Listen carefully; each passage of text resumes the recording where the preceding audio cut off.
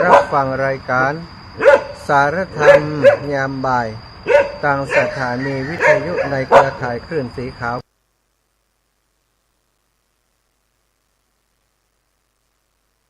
เพื่อชาวประชาซึ่งออกอากาศจากวัดปากตางเจริญอำเภอดอยหล่อจังหวัดเชียงใหม่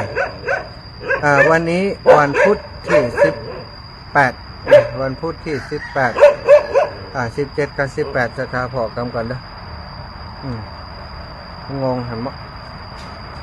วันพุธที่ไปวันพุธเนี่ย วันศุกร์ วันศุกร์ที่17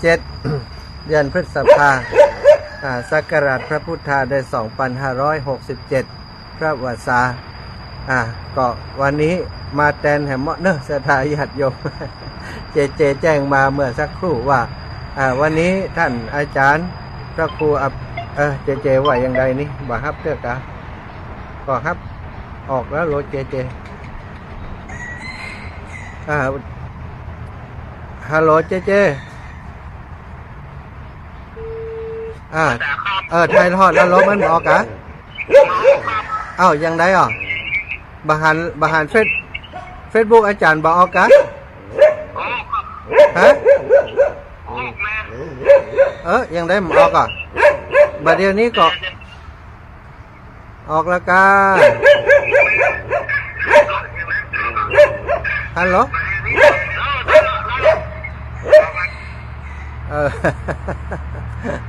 ช่างเทคนิคเจเข้ารายการแห่งใหม่เนอะเจริญสุขเจริญธรรมกับศรัทธาสาธุชนคนดีเท่าแก่อีป่ออีแม่ทั้งหลายทุกท่านทุกคนติดตามรับฟังรายการสารธรรมยามบ่ายทางสถานีวิทยุในเครือข่ายคลื่นสีขาว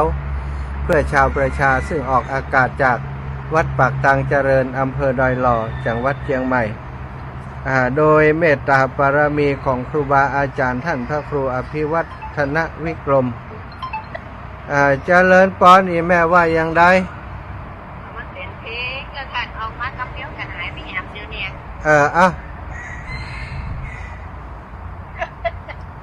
มันมีไผ่จ่วยอันประสานงานตั้งลำปางหื้อเนาะศรัทธาเดี๋ยวโทรไปหาลูกสาวลูกบ่าวกันเด้อเป็นเพลงไปแหมบ่ว่าอันน้องนัดมาดูแลหน่อย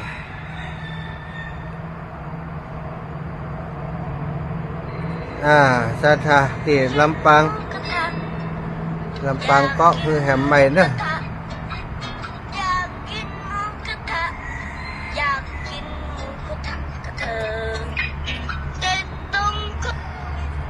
ตั้งลำปาง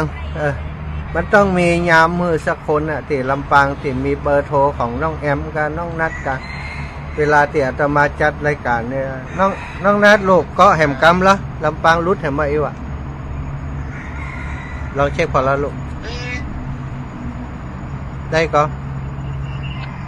ได้ยินก็ลูกตอนนี้สักครู่ครับเมื่อกี้ผมตัวซ้อมว่าโพสต์นี่นะครับแม่ฮะได้อยู่แหละก็อยู่ครับแม่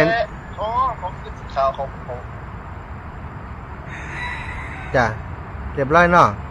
ได้แล้วครับพ่อครับโอเคเนาะอิดแต่เป็นอย่างเนาะต้นชั่วโมงกับลูกคู่คักหน่อยจังมันไว้สายเจ้าดูแลสุขภาพปลอดภัยทุกเส้นทางเจ้าสาธุนะขอบคุณทุกคนที่เข้ามาอำนวยปลอดก็พบปะกันวินิแต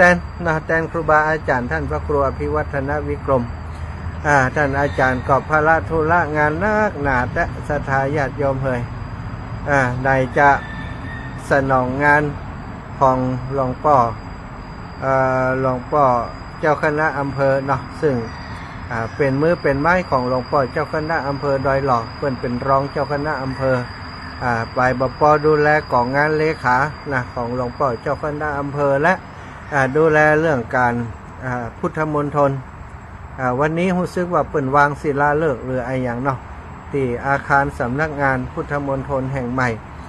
ที่อำเภอดอยหล่อจังหวัดเชียงใหม่ซึ่งท่านอาจารย์ก็ถือว่าได้รับผิดชอบเป็นหลักเนาะเป็นหลักในการ ประสานงานต่างๆแทนหลวงปู่เจ้าคณะอำเภอดอยหล่อและหลวงปู่เจ้าคณะจังหวัดเชียงใหม่ภาระธุระงานก็เลยนักหนาป้าป้านอีป่ออีแม่ตั้งหลายเวลาจัดรายการแทบจะบ่มีบางวันบ่ได้เข้ารายการเลยเนาะทั้งที่ผ่านมาก็เข้ารายการเป็นประจำวันทุกวันศุกร์เนาะวันนี้วันศุกร์วันศุกร์ท่านอาจารย์จะ15 นาฬิกาถึง 17 นาฬิกาตอนเจ้าทุกวันตี 5 ถึง 6 โมงประมาณตี 5 ถึง 6 โมงเกือบจะทุกวันแต่บ่ได้ทุกวันหรอกสถานก็ออกรายการพบปะกับศรัทธาญาติโยมส่วนปัจจุบันนี้ก็ได้ห่างหายรายการไปพอสมควรต่างงานเจ้าของสถานีต่างๆก็จมอยู่ว่าอย่างไร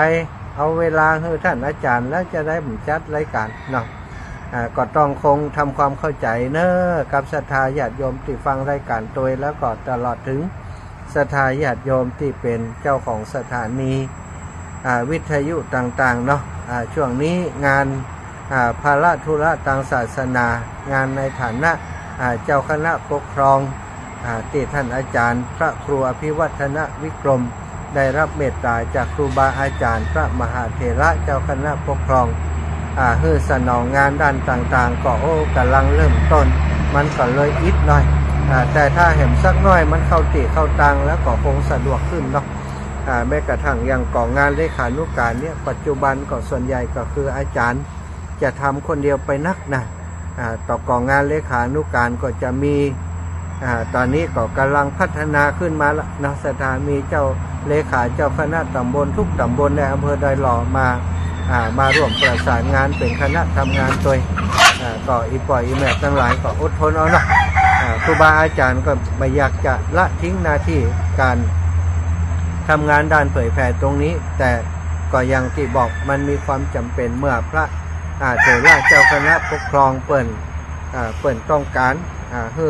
ช่วยทำงานก็ต้องสนองงานถ้าไปคัดขืนงานตั้งเพศก็จะไปบัดได้จะเดินบัดสะดวกเหมือนกันเราก็ว่ากันไปตามหน้างานนะเอาศรัทธาพบปะกันวันนี้เนาะเป็นวันที่17อย่างที่บอกไป17 พฤษภาก็เป็นวันที่17ของการเดินธรรมยาตราเพื่อการศึกษาของอาตมาช่วงนี้ได้รับมอบเวลาได้พัก ความจริง15 นาฬิกากำลังเดินม่วน15 ถึง 17เนี่ยอากาศกำลังแดดลมตกกำลังเดินม่วนแต่ท่านอาจารย์ก็มอบเวลามาให้2 วันแล้วตะวาก็วันหนึ่งที่ต้องนั่งจัดรายการพบปะกับศรัทธาญาติโยมการครูบาอันเป็นเวลาของตัวเก่าเนาะตะวา15 ถึง 16 นาฬิกาส่วน16 ถึง 17ของพระครูสิริธรรมบัณฑิตได้ข่าวว่าเปิ่นกล่อมได้จัดเหมือนกันอินะตะวากล่อมบันแน่ใจเนาะมีศรัทธาว่าได้ยินกับเพลงหรือว่าอาจารย์เนี่ยกล่อมบ่ฮู้เนาะอาตมากล่อมได้ติดตามเปิ่นกล่อมได้แจ้งบอกกับอาตมาแต่ประการใดก็เลยบ่ได้เข้ารายการถ้าเปิ่นได้เข้าปกติเปิ่นจะบอกเนาะแต่ว่านี่ก็บ่ได้อ่านข้อความกันตัวอีกนะแล้วก็วันนี้มาแทนครูบาอาจารย์ก็จะนำสารธรรมมาแบ่งปันมาอุจาส่วนเรื่องของการเดินธุดงค์นั้นก็ว่ากันเมื่อค่ำยามแรงกันและการ19 ถึง 20 นาฬิกาก็อู้ถึงเส้นทางที่เดินมาวันนี้เป็นอย่างไรไปมาพ่องเนาะได้มีประสบการณ์อะไรอย่างใหม่ๆพ่องโดนป่นแหมก่อวันนี้ ก็อู้กันในช่วงค่ำยามแรงแล้วเนาะช่วงวันนี้ก็จะนำสารธรรมมาแบ่งปันว่าอุจากับศรัทธาญาติโยมศรัทธาอีป่อยอีแม่ทั้งหลายวันนี้มาจัดรายการที่วัดป่าแห่งหนึ่งเนาะข้างตังกว่าจะมาเจอก็ใช้เวลาเดินกว่าจะถึงสถานที่จัดรายการเพราะว่าข้างตังแต่มันเสียงรถมันดังนะสถานเข้ามาทางในนี่ก็จะยังแควนน้อยตะกี้เจ้าโลมาก็น้องหมาก็ต้อนรับเป็นหมู่เป็นคณะเฮากันเศร้า หมาเฮาแล้วบัดเดี๋ยวนี้ไก่เอาแล้วเนาะก็เป็นวัดป่าก็อย่างเงี้ยนะบรรยากาศธรรมชาติดีนะศรัทธาวันนี้ก็อยากจะอู้ถึงเรื่องของคนเฮาเวลาทำบุญเนาะเวลาทำบุญทำกุศลอะไรอย่างต่างๆก็อธิษฐานอยากได้โน่นอยากได้นั่นอยากได้นี่ บางคนบัดได้ทำบุญกำจัดแต่บนไปก่อน ถ้าข้าเจ้าหนาถูกวันนี้นะวันที่16อย่างตะวานี่เนาะบนไว้ไปไหว้ศาลตามวัดวาอารามต่างๆถ้าข้าพเจ้าถูกตะอันตะอีเนอะจะมาช่วยสร้างนั่นจะมาช่วยสร้างนี้นะไปบนไว้แต่บัดได้ทำบุญอย่างศรัทธาบางพ่องก็ทำบุญทำบุญเล็กๆน้อยๆทำบุญนั่นนี่พร้อมอันนั้นอันนี้เปิ่นก็ปรารถนาโอ้ขอให้ข้าเจ้าเนี่ยถูกหวยรางวัลที่1กำเตอะจะได้มาช่วยสร้างวัดแต่งว่าพัฒนาโน่นนั่นนี่ก็ว่าไปทำบุญศรัทธาคนสมัยก่อนนี่นะการที่เปิ่นทำบุญนี่เปิ่นบ่ได้ขอเหล็กขอหวยขอโจกขอรางวัลอย่างอีกเปิ่นจะขออย่างคนหนึ่งเนาะที่ที่นางราชธิดานางคนชาวสวนชาวสวนทำให้เข้าฟังอีกสะดักเข้าฟังเลยชื่อว่าราชาเนาะราชาแปลว่าเข้าฟังราชาตัวลอลิงนะราชาแปลว่าเข้าฟังซึ่งทำให้เข้าฟังอยู่พอดีวันนั้นพระมหากัสสปะเปิ่นออกจากนิโรธสมาบัติไปบิณฑบาตไปโปรดนางโอ้นางได้ใส่เอาเข้าฟังเนี่ยเนาะเอาไปใส่บาตรให้พระเถระมหากัสสปะพระมหากัสสปะก็ฮับบาตรนางนางอธิษฐานว่าขอให้ข้าพเจ้าได้หันธรรมของพระคุณเจ้าที่พระคุณเจ้าได้หันแล้วนั่นเถิดนี่เนาะอธิษฐานว่าขอให้ได้มิตาหันขอให้ได้หันธรรมที่พระคุณเจ้าหันด้วยเถิดส่วนใหญ่เพิ่นจะอธิษฐานว่าอธิษฐานในทำนองนั้นเนาะอธิษฐานว่าอยากจะหันธรรมหรือว่าอยากจะหู้ธรรมที่พระคุณเจ้านั่นหู้โดยเถิดนี่สถานพอได้ถวายเข้าตอกแล้วถวายพัดเนาะถวายอาหารให้กับพระมหาเถระแล้วพระกัสสปะแล้วผู้นางก็ดีใจชื่นใจพระเถระก็นำเข้าฟังที่นางถวายนั้นเอาไปฉันในวันนั้นนางดีใจว่าวันนี้ได้ถวายอาหารบิณฑบาตแก่พระเถระซึ่งเป็นที่เคารพของเทวดาและมนุษย์ทั้งหลายนางก็รู้จักพระเถระอยู่ก็ได้มีความสุขใจเบิกบานใจชื่นใจนะเดินตัวร้องเพลงไปตัวไต่คณาไปตัวนะอย่างอินเดียนี่กับสถานอินเดียถ้าเปิ่นดีใจเปิ่นถึงกระโดดโลดเต้นปลอกปอกแป๊กปลอกปอกแป๊กล่ะเดินไต่คณาไปก็ลืมระวังตัวสถานคณามันลกเนาะนามันอุกเดินไปเดินมาปรากฏว่าไปใกล้จุ่มปวกที่มันงูมันกำลังออกหากินพอดีงูได้ยินเสียงลึกตึกจักมาที่ปากหูมันก็โผล่หัวขึ้นมากว่าว่าอันตรายจะเข้าไปในหามันก็เลยชกเอาช่ำเป็นงูเห่าปวกสถานชกป๊บชกตัดเส้นเลือดใหญ่ตรงที่หน่องของนางน่ะเท้าเนาะตัดเส้นเลือดใหญ่พอดีปึ๊กไปทีเดียวปล่อยปิดเข้าไปสุดฤทธิ์เลยฤทธิ์ของงูแล่นไปสู่หัวใจของนางก็ได้สิ้นชีวิตล้มลงตรงนั้นนั่นเองสถานเมื่อล้มลงแล้วนางก็ได้ไปเกิดบนสวรรค์ไปเป็นเทพธิดาชื่อว่าราชเทพธิดาดูอยู่บนสวรรค์จากการที่นางได้ถวายเข้าตอกแค่กำมือเดียวแต่พระเถระในวันนั้นได้ไปเป็นนางเทพธิดาอยู่บนสวรรค์ทั้งที่ในกรรมอธิษฐานของนางนะบ่ได้อธิษฐานว่าขอให้ข้าพเจ้าไปเป็นเทวดาแต่ประการใดอธิษฐานว่าขอให้ข้าพเจ้าได้มีดวงตาหันธรรมที่พระคุณเจ้าหันแล้วนั่นเถิดสถานหันแล้วนั่นเถิดอธิษฐานมีดวงตาหันธรรมแต่ว่าด้วยอานิสงส์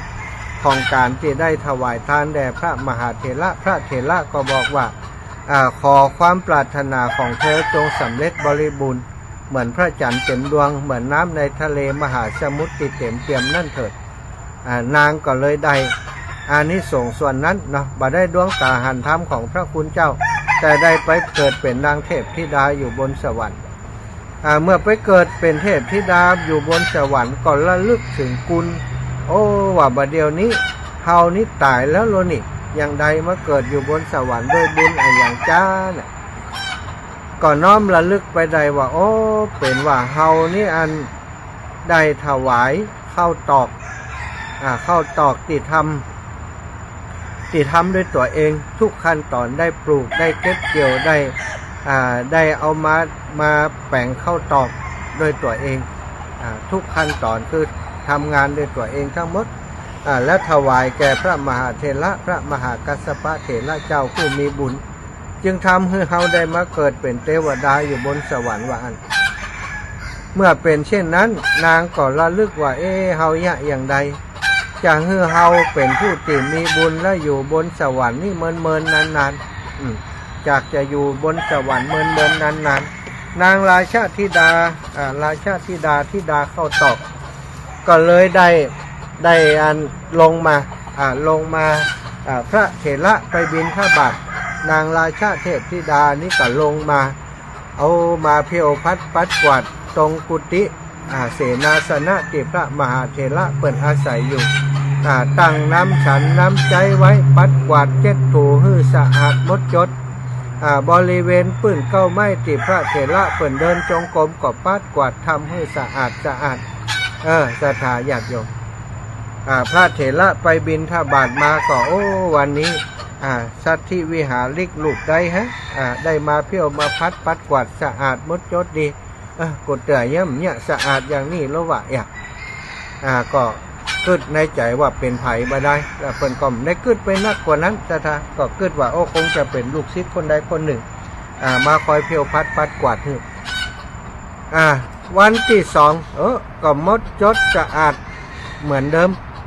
ต่างน้ำฉันน้ำใจไว้เหมือนเดิมแต่ว่าบ่ฮู้เป็นไผพระเถระก็แปลกใจว่ากุฏะก็ยังเนี่ยนะอยู่กันมาจะเมินหมู่นี้ตอนบักก่อนเกี้ยเขายังบ่เนี่ยมันเป็นไผก็เลยจะพกพองพอว่าเขาไม่เนี่ยตอนเฮาไปบิณฑบาตนี่มันเป็นไผกันแน่มันไปบิณฑบาตกันมันถึงได้มาเที่ยวพัดปัดกวาดอยู่ที่นี่นะก็เลยไปบิณฑบาตจ้าน้อยวันนั้นนะพระเถระก็อยู่ในห้องทำโดยประการที่บ่ให้คนตั้งนอกฮู้ว่าท่านอยู่ในห้องพอได้เวลามาแล้วหรอเปิดแง้มประตูไว้สักหน่อยเนี่ยกะหันแสงอย่างแวบๆเข้ามาอันนี้บัจจัยแสงปกตินี่บัจจัยแสงสว่างของไฟฟ้าบัจจัยแสงสว่างของพระอาทิตย์บัจจัยแสงสว่างของพระจันทร์ในยามนี้มันเป็นแสงของไอ้อย่างเจ้ามืดเจ้าตูนี่หลอดเล็ดหลอดเข้าไปแล้วก็ได้ยินเสียงไม้กวาดไม้กวาดใบไม้แผบลั่งจ้ะ แผบย่ำเนาะกวาดใบไม้ลั่งอยู่ก็เลยกะแอม อันนั้นไผ่กวาดอยู่ตั้งนอกขนาดว่าสะดุ้งโยงเลยนางราชาเทพธิดาสะดุ้งเลยพระเถระมันได้ไปกำเตือนแล้วนี่นึกว่าไปบิณฑบาตแล้ว เทวดาหมู่ว่าพระเถระอยู่ข้างในดิฉันเองเจ้าข้าว่าดิฉันเองเธอเป็นไผฉันชื่อราชาเทพธิดาเจ้าข้าเธอมาตั้งแต่เมื่อใดตั้งแต่เจ้าและเจ้าข้าว่าเธอมาทำอย่างที่นี้มาอุปถัมภ์พระคุณเจ้าข้ามาเพี้ยวมาพัดปัดกวาดตั้งน้ำฉันน้ำใจไว้นางเทพธิดา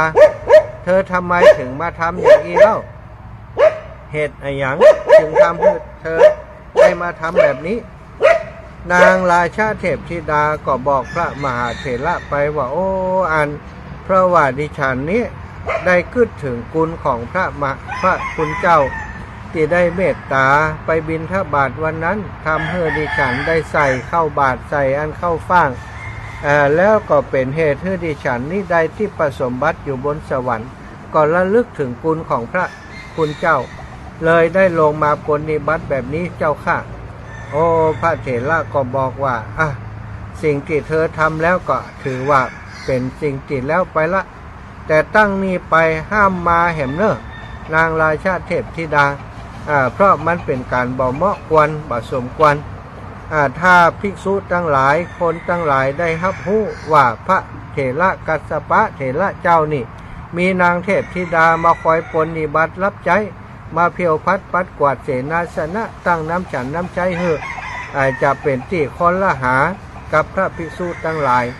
ไปตั้งหน้าโดยที่มีอยู่ปัจจุบันนี้โดยไปตั้งหน้าในอนาคตการไปหน้าโดยถ้าภิกษุหนุ่มสามเณรน้อยทั้งหลายหู้ข่าวเรื่องนี้กระจายออกไปก็จะเป็นการบดีและอีกอย่างมันก็จะเป็นตัวอย่างที่บดีแก่พระภิกษุทั้งหลายในอนาคตเดี๋ยวจะไป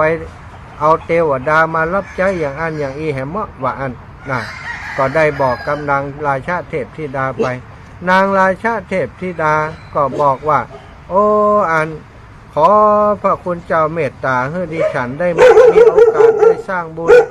ได้เตรียมบุญได้เติมบุญเพิ่มแฮมเตอร์พระเถระก็บอกว่าอันก็ได้ทำมือนำไม้แสดงอาการเหมือนกับบ่พอใจเนาะไล่ทำมือทำไม้บอกไล่นางเทพธิดาไปเธอเป็นเทพธิดาอย่าบอกหู้จักประมาณนี่ได้บุญไปแล้วก็ยังใครได้นักแถมกว่านี้เธอเป็นคนเทพธิดาที่บอกหู้จักเพียงพอเปิ้นบอกบ่ฮื้อยากก็บ่ฮื้อยากก็ไปไกลๆพระเถระแข้งขาลิไล่โอ้นางเทพธิดาน้อยใจเสียใจให้แล้วก็เหาะขึ้นไปประนมมือกราบไหว้พระเถระอยู่กลางอากาศข้าพเจ้ามีบุญตะอีแล้วเนาะที่จะได้อุปถัมภ์พระคุณเจ้าขอให้ข้าพเจ้าบุญที่ข้าพเจ้าได้สร้างได้ทำโอกาสไปนาขอให้ได้มีดวงตาหันธรรมที่พระคุณเจ้าหันด้วยเถิดว่าอันเจ้าค่ะยังปรารถนาแบบนั้นอยู่อันเนี้ยคนในสมัยก่อนเปิ้นปรารถนาได้หู้ธรรมได้หันธรรม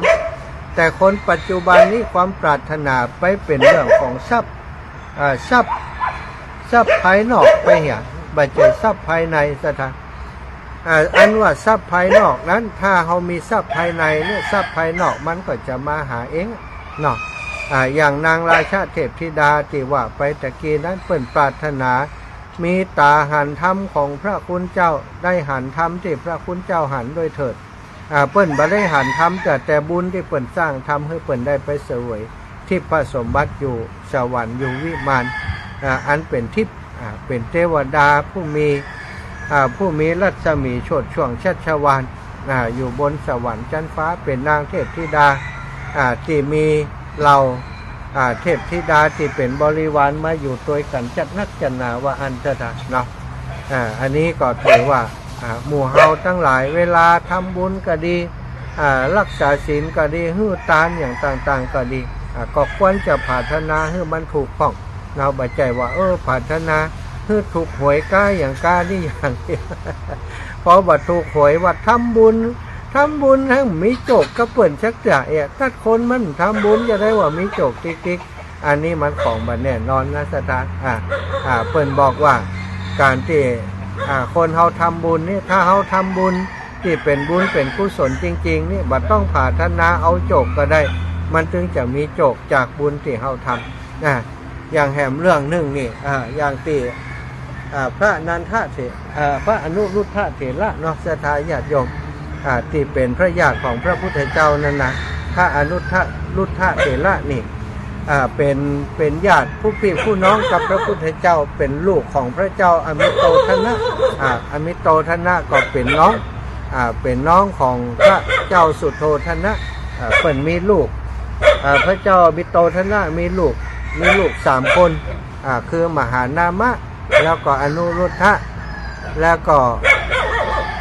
เจ้าหญิงโลหินีนี่สถาน3 คนพี่น้องอันในสักยะวงศ์ทั้งหลายเนี่ยตอนที่พระพุทธเจ้าเสด็จไปโปรดพระประยุรยะสักยะวงศ์ที่กรุงกบิลพัสนั้นก็มีหลายๆคนเจ้าบ้านเจ้าเมืองกรุงกบิลพัสนั้นก็บวช บวชติดตามพระพุทธเจ้าแต่ว่าสักยะวงศ์นี่ที่สนิทสนมเป็นพระปุยุรญาติจริงๆนี่ตั้งแต่น้อยนี่อยู่กับเจ้าชายสิทธัตถะมาได้ถวายตัวรับใช้เจ้าชายสิทธัตถะในฐานะที่ตอนนั้นเป็นรัชทายาทหรอกมูนี้ก็ถวายตัวเล่นหัวกับพระเจ้าชายสิทธัตถะมาโดยตลอดแต่พอพระพุทธเจ้าไปบวชแล้วหมู่นี้จะได้ไปบวชโดยคนทั้งหลายก็โจทย์จันนินทากันว่านินทาว่าจะได้พระประยุรญาติใกล้ชิดอย่างนั้นท่ากะดีมหานามะกะดีนี่อันนั้นท่ากะดีนี่หมู่นี้จะได้แบบบวชน่ะป่นคนอื่นป่นบวชกันทึกๆหมู่นี้ทั้งที่ว่าตอนเจ้าชายป่นอยู่ในราชสมบัติอยู่นี่ก็ฝากตัวรับใช้ดูแลเจ้าชายอยู่บัดเดี๋ยวนี้ป่นไปบวชก็น่าจะบวชติดตามว่าคนทั้งหลายก็ได้โจทย์ขันนินทาวันเฮาก็ว่านินทาหมู่นี้จะได้บวชโตยเอกเนาะซึ่งเจ้าชายมหานามะซึ่งเป็นปีเก้าเนาะของครอบครัวพระเจ้าอมิโตทนะน้องของพระเจ้าสุโธทนะนี่ลูกคนเก้าก็เลยได้อู้กับพระเจ้าชายอนุรุทธะว่าน้องบัดเดี๋ยวนี้นั่นในบรรดาสักยะวงศ์ของเฮาเนี่ยที่คนที่บวชติดตามพระพุทธเจ้านี่บ่มีเลยบัดเดี๋ยวเจ้าปีคิดว่าถ้าเฮาบ่บวชกันเลยนี่จะทำให้เป็นที่คอนละหาถูกนินทาจากพี่น้องเจ้าบ้านเปิ้นเจ้าบ้านเจ้าเมืองเปิ้นบัดเดี๋ยวเสด็จปีระหว่างเฮาสองคนนี่ไผจะบวชดีเจ้าชายอนุรุทธะบอกโอ้เสด็จปี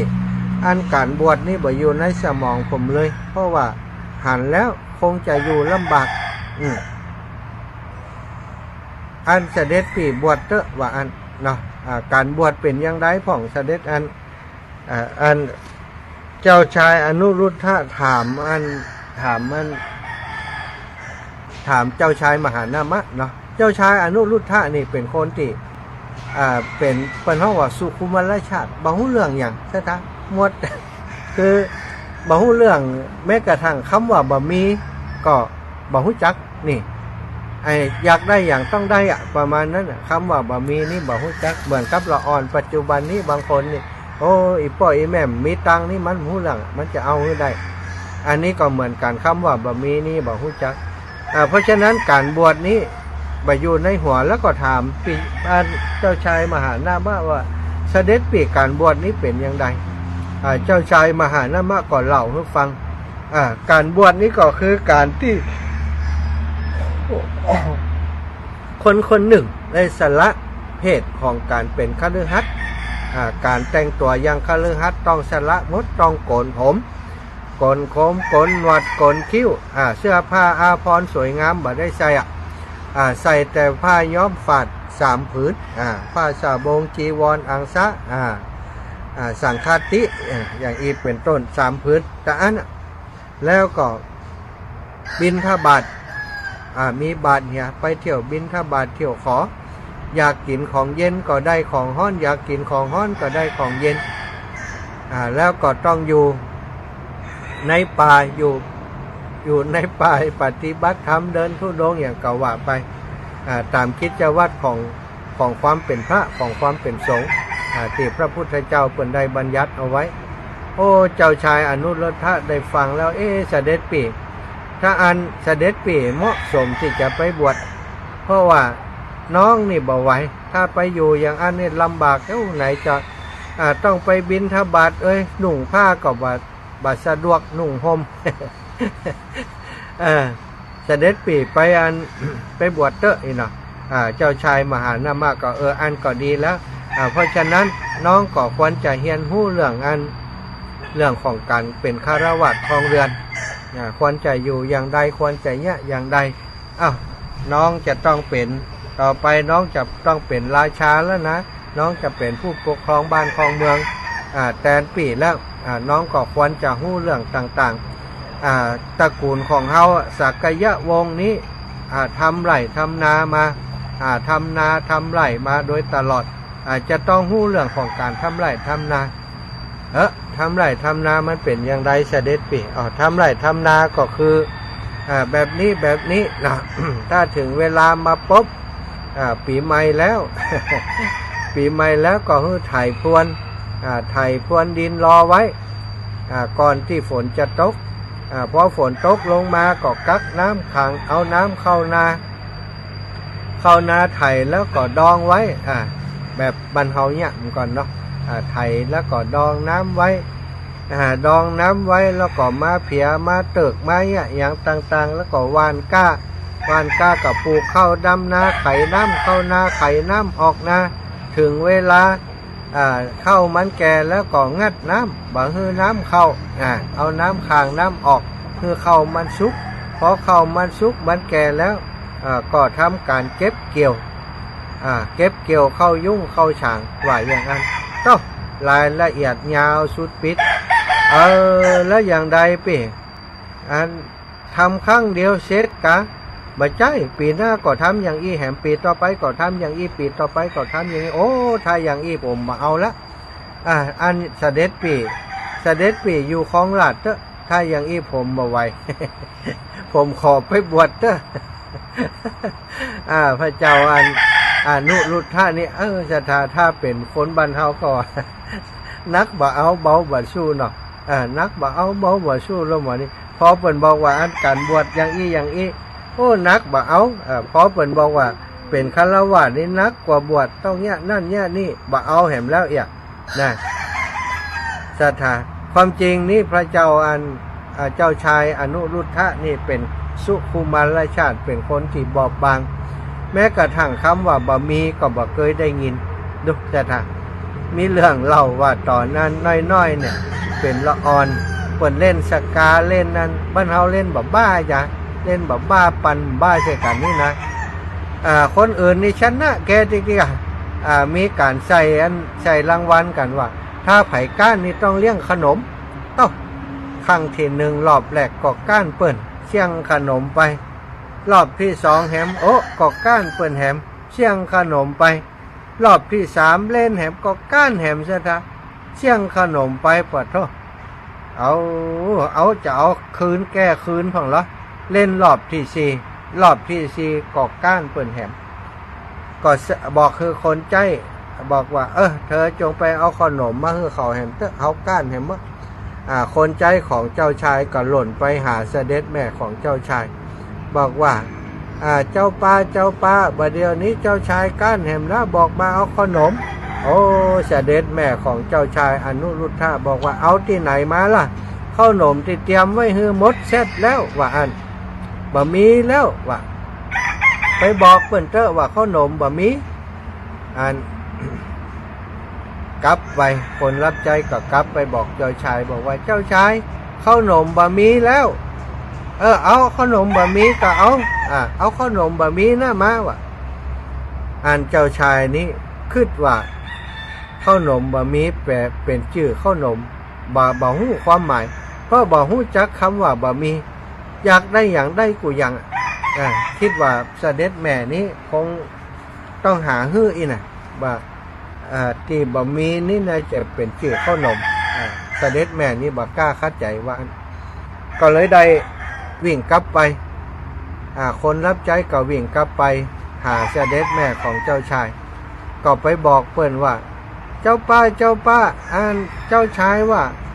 ขนมบะหมี่ก็เอาหวาน เสด็จแม่เจ้าชายก็คิดว่าลูกเฮานี่มันเกยกับคำว่าได้อย่างก็ต้องได้กูอย่างกูประการเพราะเฮาตัวใจมาแต่น้อยอยากได้อย่างก็เฮือทุกอย่างทุกประการคำว่าบะหมี่เลยบ่ฮู้เลยบ่เข้าใจความหมายเอาละวันนี้เขาจะสอนเพื่อได้เข้าใจคำว่าบะหมี่แก่ลูกของเขาเสียทีก็เลยได้เอาถาดขนมเอาถาดขนมมาแล้วก็เอาถาดอีกใบหนึ่งควบเข้าไปแล้วก็ยกไปเฮือคนรับใช้ของเจ้าชายว่าเธอจงเอาขนมบะหมี่นี้ไปเฮือลูกชายของเขาคนรับใช้ก็ได้ถาดแล้วก็กำไปมันอย่างสีเบาก็กำหล่นไปหาเจ้าชายตะกี้ ทุกครั้งนี่จะนักหน่อย อันนี้อันอย่างย้ายได้สีเบาๆอีกหน่อยก็กำไปวิ่งไปถึงเจ้าชายเอาไปถวายเจ้าชายว่าเจ้าชายมาแล้วครับเจ้าชายก็ฮับไปอยากเจ้าชายฮับไปแล้วก็เปิดอันถาดแหมใบติครอบอยู่สถานกลิ่นของขนมได้ตลบอบวันหอมไปทั่วเมืองแล้วก็หอมไปถึงจันทร์สวรรค์จันทร์เทวดาสถานเปิดออกมาขนมอยู่ในถาดเต็มนั่นสถานเฮ้ยกินเท่าใดก็หมดขนมถาดนั้นตักไปก็เต็มอย่างเก่าตักไปก็เต็มอย่างเก่าละอ่อนหมูนั้นก็ตักกินมันลำสถานเจ้าชายอยากกินขนมนี่แล้วสวะขนมได้ให้ตัวสถานหล่นให้อย่างหล่นไปหาเสด็จแม่นึกว่าจะไปขอบคุณว่าเสด็จแม่ขอบคุณขนมอร่อยมากเนาะกลับไปถึงเสด็จแม่ก็ไปต่อว่าเสด็จแม่บ่ฮักลูกแล้วกาอย่างเป็นอย่างลูกให้อย่างมานี่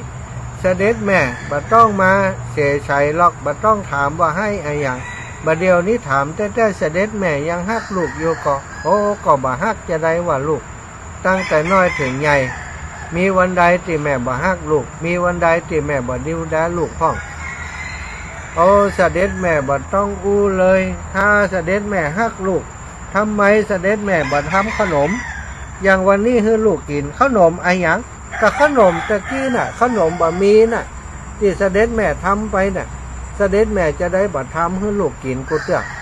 ทำแต่ขนมอื่นขนมบะหมี่บ่หันทำให้ลูกพระนางก็ได้หู้เลยพระมารดาก็หู้เลยทันทีว่าลูกเฮาเป็นผู้มีบุญโลนี่เขาบอกเขาอยากจะสอนเขาว่าคำว่าบ่มีก็คือมีหยังแต่อันนี้กลายเป็นว่าบุญของลูกเฮาที่เปิ่นสร้างไว้ก่อนทำให้เปิ่นได้สัมผัสกับขนมที่บ่มีนั่นคือบุญที่เปิ่นสร้างไว้ก่อนนางหู้ทันทีว่าอันขนมนั้นเกิดจากบุญของเจ้าชายอนุรุทธะแล้วก็เจ้าชายอนุรุทธะบอกเสด็จแม่ตั้งแต่นี้ไปลูกจะบักกินขนมอย่างอื่นเสด็จแม่จะกินขนมบ่มีอย่างเดียวเต่าอันว่าเมื่อเจ้าชายบอกอย่างอันพระนางก็บอกได้เลยลูกแล้วแต่ลูกก็ถ้าลูกอยากจะกินขนมบ่มีบ่ได้ก็มาบอกแม่เนาะทุกครั้งที่เจ้าชายหิวขนมมีเพื่อนมาก็บอกแม่เสด็จแม่วันนี้จะกินขนมบะหมี่แม่ก็ทำง่ายๆขนมบะหมี่เอาถาดขนมมาเอาฝาขอบไปก็ส่งให้เจ้าชายไปเปิดออกมาก็เป็นขนมปุชุนบุญหอมกลิ่นก็ลำเหี่ยซะทั้งอันนี้เกิดจากบุญที่เจ้าชายอนุรุทธะในอดีตชาติเพิ่นเคยทำบุญไว้ก่อนมีอยู่จัดหนึ่งเกิดเป็นคนอนาถาเป็นคนยากจกยากจนไปรับใช้ท่านเศรษฐีอยู่สถาตัวเองเป็นคนมีบุญน้อยไปเป็นคนรับใช้เปิ้นได้อยู่ได้กินตามอัตภาพ ตามอัตภาพพออยู่พอกินเท่านั้นนะเป็นคนใจบนะเนาะมีอยู่จัดหนึ่งพอดีว่าจัดในจัดนั้นนี่เปิ้นก็เป็นคนชอบทำบุญคนชอบทำบุญมีอย่างเล็กๆน้อยๆก็ชอบทำบุญมีอยู่วันหนึ่งมีพระปัจเจกพุทธเจ้ารูปหนึ่งได้ออกจากสมาบัติแล้วก็ตรวจดูว่าวันนี้เขาจะไปโปรดไผ่คือคนที่เขาควรจะไปโปรดไผ่คือคนที่มีบุญเมื่อกึดได้อย่างนั้นแล้วพระปัจเจกพุทธเจ้าก็ได้ส่องข่ายพยานไปก็ปรากฏว่านายอนาถาคนเข็นใจคนใจเศรษฐีนี้ได้ปรากฏในข่ายของพระปัจเจกพุทธเจ้าเมื่อหันชัดเจนแล้วว่าคนนี้เขาเป็นคนที่จะมีบุญที่เขาจะไปส่งต่อวันนี้ก็เลยได้เดินตามไปถึงที่บ้านของเศรษฐีนี้ไปทำตัวปรากฏให้นายคนเข็นใจนี้ได้หันเมื่อคนเข็นใจได้หันพระปัจเจกพุทธเจ้าไปยืนอยู่รอบิณฑบาตอยู่วันนั้นมีอาหารสำรับตัวเองกับภรรยาอยู่ นายอนาถาคนนี้ได้คิดว่าวันนี้เป็นบุญของเฮาหนออาหารนี้จะทำให้เฮาอยู่ในวันนี้ได้เท่านั้นแต่ว่าถ้าเฮาเอาอาหารนี้ถวายแก่พระคุณเจ้าผู้มีศีลในวันนี้บุญที่เฮาได้ถวายนั้นจะติดตามเฮาไปทุกภพทุกชาติในสัมปรายภพไปนานั้นก็ได้บอกภรรยาว่านี่เธอฉันจะเอาอาหารนี้ไปถวายพระคุณเจ้าเธอว่าอย่างใดภรรยาก็คิดเหมือนเดียวกันซะทางก็คิดว่าอาหารที่มีอยู่จานหนึ่งสำหรับเฮานี้ก็จะอยู่ได้สำหรับคนคนหนึ่งในวันนี้เท่านั้นแต่อาหารที่เฮาจะกินนี้ถ้าถวายพระคุณเจ้าผู้มีศีลก็จะได้บุญไปหลายกรรมกับหลายกันก็ตั้งจิตอธิษฐานถึง2 คนผัวเมียแล้วก็เอาอาหารไปถวายแก่พระคุณเจ้าพระปัจเจกพุทธเจ้าก็รับอาหารถึง2 สามีภรรยานั้นทีแรกจะรับเพียงเดียวแต่ว่าสามีภรรยานั้นก็บอกว่าโอ้ขอเมตตาพระคุณเจ้าได้เมตตารับถึง2 ส่วนนี้เถิดอย่าได้ส่งข้อเกล่าวกับผมแค่ในจัดนี้พบนี้เลยได้โปรดเมตตาส่งข้อผมในอัตภาพไปนาด้วยเถิดพระปัจเจกพุทธเจ้าก็ฉลองศรัทธาแล้วถึง2ก็อธิษฐานว่ากับผมในภพนี้ในชาตินี้ได้เกิดมาเป็นคนอนาถายากจนจึงทำให้เกิดความลำบากแม้กระทั่งทำบุญก็บ่ค่อยได้ทำนักหนาอย่างเปิ่นตั้งแต่นี้ไปขอให้เก่ากับผมเป็นผู้ที่มีบุญทุกภพทุกชาติอย่าได้พบกรรมว่าบ่มีอย่าได้เป็นคนยากจนเข็นใจอีกต่อไปเลยเจ้าข้าว่าตั้งความปรารถนาไว้พระปัจเจกพุทธเจ้าก็บอกว่าโอ้ดีแล้วโยมขอความปรารถนาของโยมทั้ง2จงสำเร็จดังที่ปรารถนาด้วยเถิดว่าอันเมื่อพระปัจเจกพุทธเจ้าได้รับอาหารบิณฑบาตแล้วก็ได้เหาะซานขึ้นบนอากาศได้ไปที่ภูเขาคันธมาศสถานแสดงให้2 สามีภรรยาผู้เข็นใจได้หันแสดงให้เจ้าบ้านเจ้าเมืองทั้งหลายได้หันที่ท่านได้เหาะขึ้นไปแล้วก็เหาะไปถึงเขาคันธมาศเมื่อไปถึงเขาคันธมาศนั้นได้นำอาหารบิณฑบาตที่ได้มาจากชายาจกเข็นใจนั้นไปถวายพระปัจเจกพุทธเจ้าที่อยู่ที่หันถึง500 รูปซะทั้งอาหารที่ได้นำไปนั้นบ่มีบกพร่องแม้แต่นิดเดียว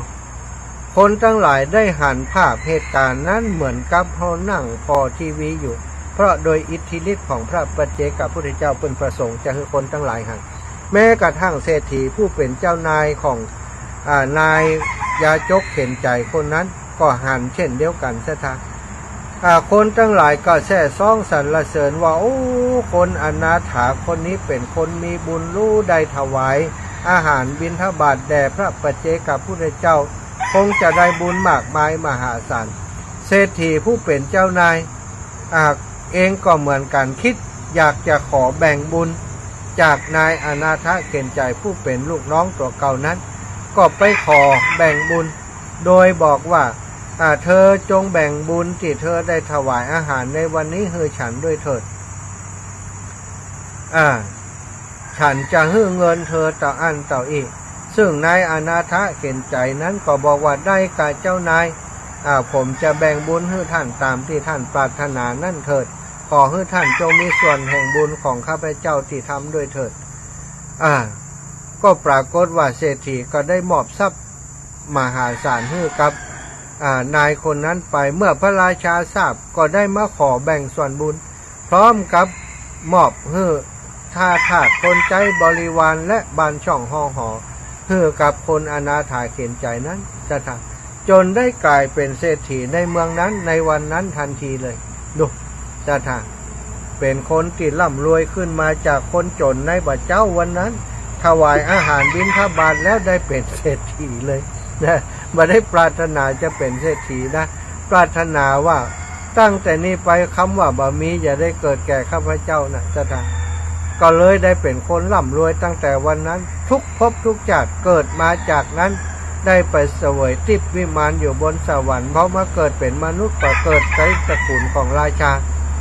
ราชามหากษัตริย์เศรษฐีมหาเศรษฐีเป็นคนที่บ่เคยพูดจักคำว่าบ่มีตลอดทุกภพทุกชาติที่เกิดมาจนมาในภพสุดท้ายชาติสุดท้ายที่มาเกิดมาพบกับพระพุทธเจ้านี้แล้วก็ได้มาบวชในพุทธศาสนาแล้วก็เป็นผู้ที่เมื่อได้มาบวชแล้วสถาเปิ้นเป็นผู้เป็นเอตทัคคะในการมีตาทิพย์นะมีตาทิพย์ที่พระพุทธเจ้าทรงตั้งเป็นเอตทัคคะในด้านตาทิพย์มีตาวิเศษมีตาทิพย์เทียบเท่ากับพระพุทธเจ้านี่เทียบเท่ากับพระพุทธเจ้าแต่ว่าคือมีตาทิพย์ที่เกิดจากญาณนะมาได้หมายความว่ามีอนาคตังสยานเท่ากับพระพุทธเจ้าบัจจัยแต่ว่ามีตาทิพย์ที่อยากจะหันอย่างก็หันเนี่ยนี่ท่านบรรลุฌานโดยสถานแล้วก็พระอนุรุทธะเนี่ยตอนที่พระพุทธเจ้าปรินิพพานเนี่ยเปิ้นเป็นคนที่บอกแก่ภิกษุทั้งหลายว่าตอนนี้พระพุทธเจ้าอยู่ชั้นที่1อยู่ชั้นที่2ชั้นที่3ชั้นที่4 5 6 7 8แล้วก็ถอยลงมาชั้นที่3ที่4ที่5ที่6ถอยลงมาชั้นที่1ที่2ที่3ที่4แล้วก็นิพพานเนี่ยเป็นคนที่บอกว่าตอนนี้พระพุทธองค์ได้นิพพานแล้วนั่นคือพระอนุรุทธะสถาญาติโยมบ่ฮู้จักคำว่าบ่มีนี่เกิดจากการที่ได้ทำบุญใหญ่กับพระปัจเจกพุทธเจ้าเกิดจากการสร้างบุญนะสถาสร้างบุญแล้วก็อธิษฐานในบุญนั้นก็จะหันว่ามีหลายๆท่านหลายๆคนหลายๆรูปหลายๆองค์ที่เปิ่นอธิษฐานโดยการทำบุญบางรูปบางองค์ที่ทำบุญกับพระพุทธเจ้ากับพระปัจเจกพุทธเจ้า7 วัน8 วันแล้วก็อธิษฐานขอให้มีส่วนแข่งบุญ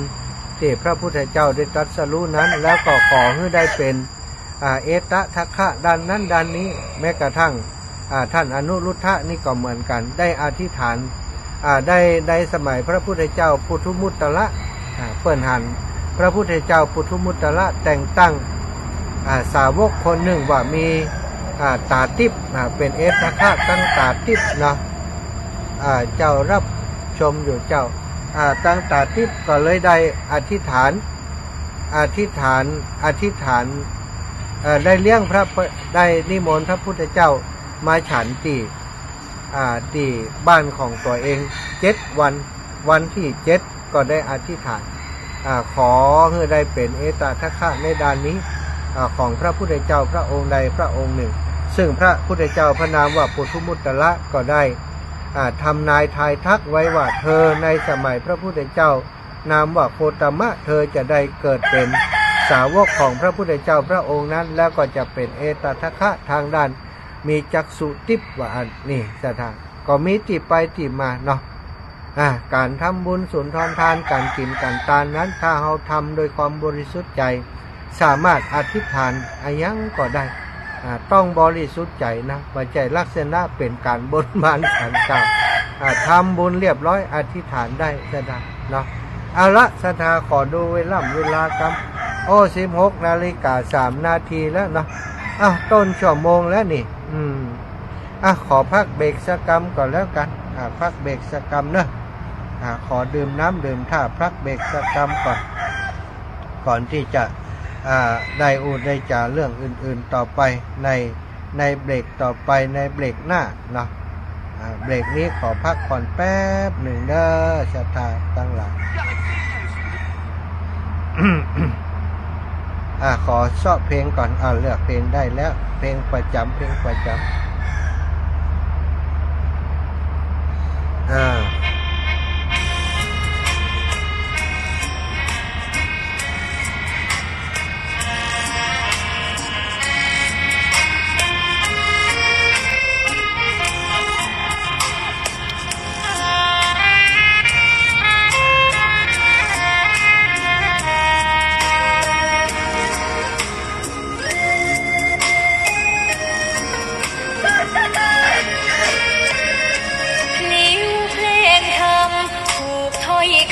เข้าถึงจิตใจฟังรายการวิทยุเสียงใสส่งถึงใจไปสู่ปลายนาสาระ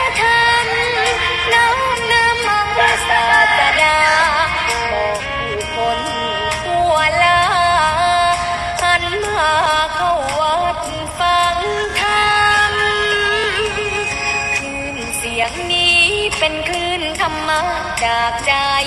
ส่งถึงบ้านไกลบ้านไกลฟังได้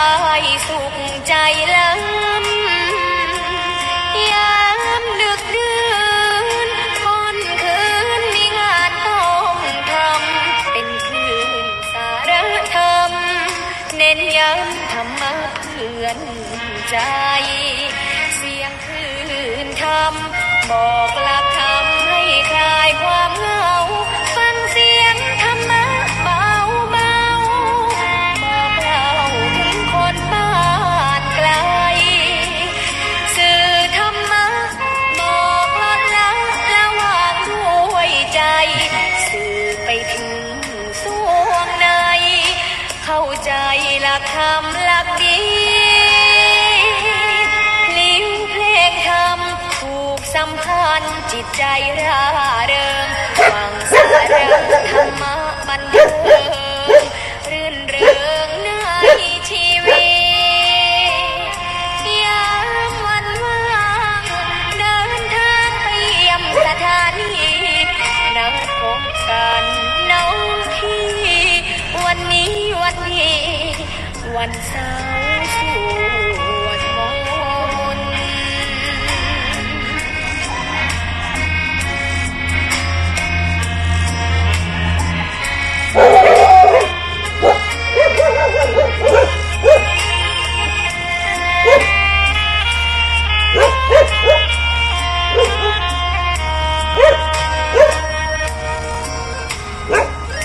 ถึงแล้วหลวงตาเดินทุดงไปเชียงใหม่ครับหลวงตาครับนี่เขาจัดรายการชั่วโมง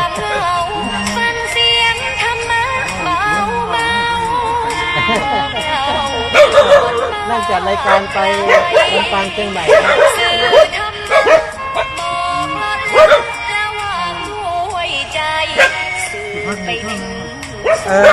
น่าจะเดินได้อยู่อีกสักชั่วโมง2 ชั่วโมงครับหลวงตา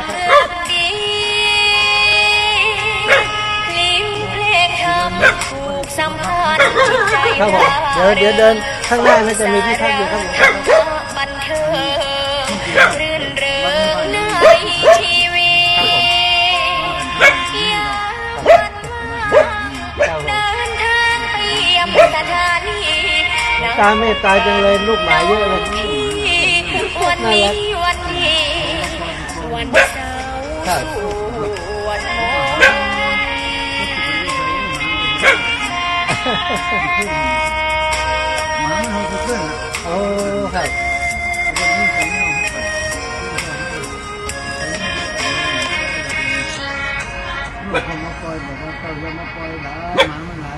ครับผมของผมก็15 ตัวนะครับหลวงตาครับเยอะอยู่ครับพวกแม่จะออกอีกน่าจะเป็นการผมต้องทำหมันนะครับหลวงตาจ้างเขามาทำหมันให้ครับ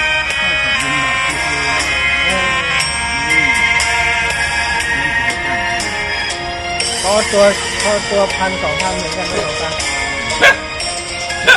ครับ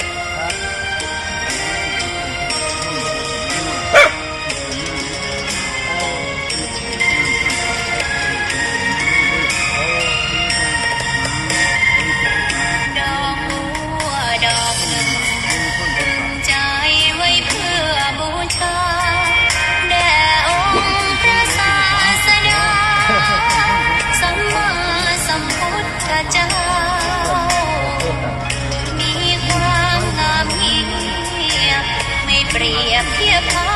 เทียบเราใจอยู่นี่หลายปีแล้วนะไม่งามช่างเขาแต่เจ้าก็คือดอกบัวด้วยความสัตย์ซื่อ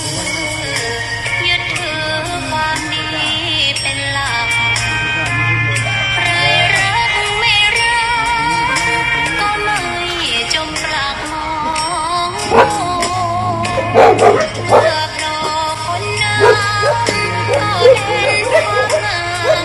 ได้ยึดติดในตรงชั่วขอเป็นดอกบัวดอกดี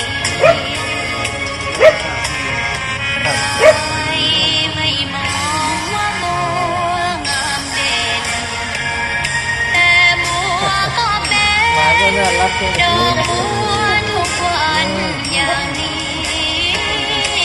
ไม่อยากเด่นดังแต่มุ่งในทาง มีครับหลวงตา เกิดมาเพื่อสร้างบารมีถวายชีพนี้บูชาดอกบัวดอกน้อยเฝ้าคอยคนที่ใจบุญมาโอบเอื้อเกื้อกูลรู้ค่าของบุญเก็บบัวขึ้นมาเพื่อสร้างความดีและสร้างบารมี เจริญพรคุณจันทองเตรียมดีพี่แขกโยมแม่กัลยาดีขึ้นหรือยัง แม่กัลยารัตน์เนาะกาบสีคันแก้วแม่กาบสีคันแก้วทุกท่านทุกคนติดตามทางเฟซบุ๊กไลฟ์สมคิดบุตรประสาทแม่เอ้ยสุติวงศ์การจนาแม่บัวขีท่าโปแม่เรนูแม่อมพรกันท่ามีโยมพี่อรวินแนวจิตแม่คำปุก้นสมจิตอินทรวิจิตรสุพรรณมาปลูกดวง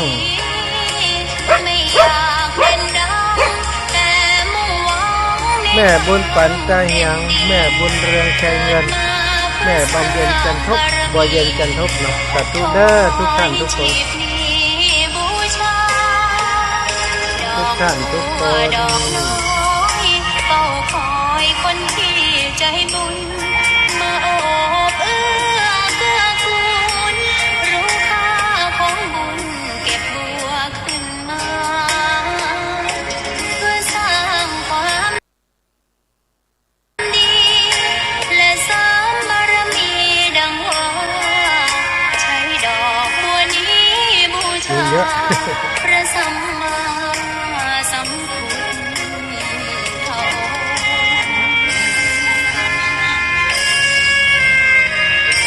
ทธเจ้า ครับหลวงตาครับ มันเป็นมาลายหนูงาบ ใช่หลวงตา ทั้งบ่ให้มีให้กินทั้งงานน่มกับบ่มีนี่ เอ เรื่องคนเดียว ลำบากเนาะ ไปทั้งหมา ไปก็ร้อยกว่าตัวบ้านนี้ก็กระรอกก็มีกระรอกก็เลี้ยง ต้องหากล้วยหาอะไรให้มันเนาะหลวงตาเนาะ กระรอกเลี้ยงมันก็คำว่าเลี้ยงมันก็ไม่ค่อยเลี้ยง หมานี่กี่ตัวครับหลวงตาครับ ทั้งน้อยทั้งไงเนี่ยมันเดี๋ยวนี้มัน14ตัว โอ้14 ตัวพอๆกันของผม15 ตัวของผมทำหมันไปต้องสั่งทำหมันไป เป็นทรัพย์นั่นนี่ก็ปีบางปีหรือปีที่มานี่เต็มที่เลยนี่ ญาติโยมเจอหลวงตาเมตตาเอาน้ำดื่มน้ำเย็นมาถวาย เขาว่าพระนี่เขาก็ไม่ได้เรื่องการให้นะคนเดียว โอ้จ้ะ ไม่จะวางนะเขาไม่เรื่องให้เขาเรื่องใคร เเสียสละเรื่อง บุญไปบุญมาเลยจ้ะ เสียสละเรื่องไม่เคย ไปบุญมัน ไม่เคยได้เก็บเงินเก็บทองดอก จ้ะ แสดงเขาก็ขนไปใส่เรื่องไปซื้อเรื่องเขาไปนี่ก็เลยคันทั้งบ่เรื่องเขาก็ไม่ได้กินนะเขาไปรบกวนสัตว์ ถวายหลวงตาเอาไว้ให้น้องหมาเขา ไม่ใช่ยึดติดอะไร ได้มีผมพอมีอยู่ครับหลวงตาสัตว์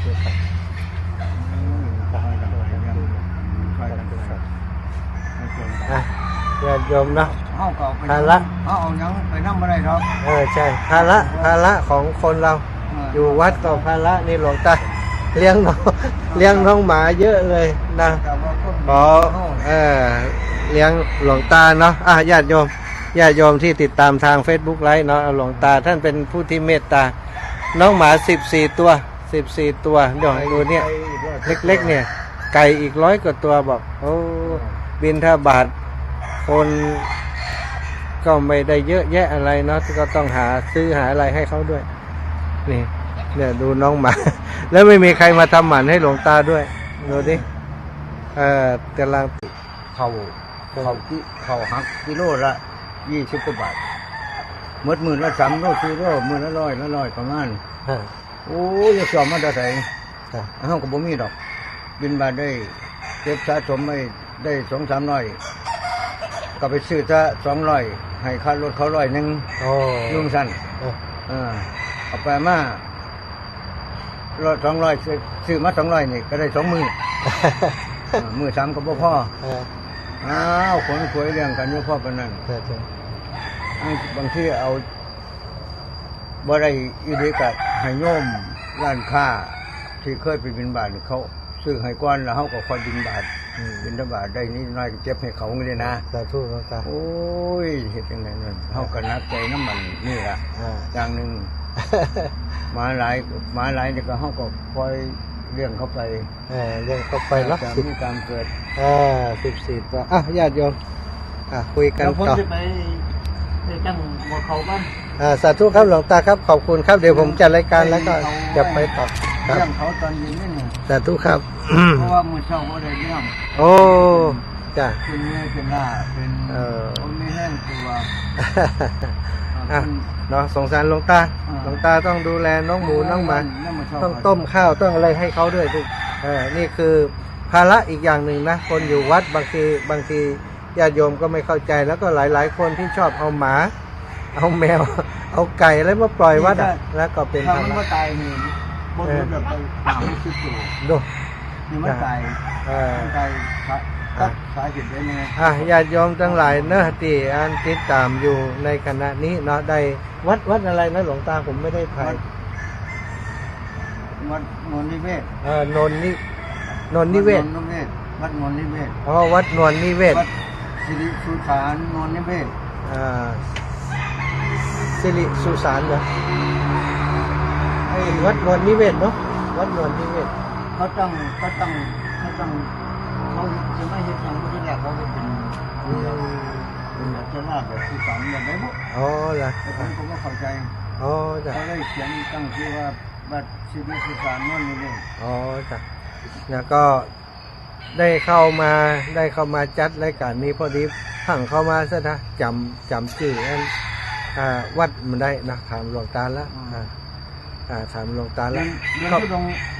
องค์เดียวสิ องค์เดียวหลวงตา อันคนจริงแล้วก็พนอนในวัด จ้า วัด จ้า ระยะนี้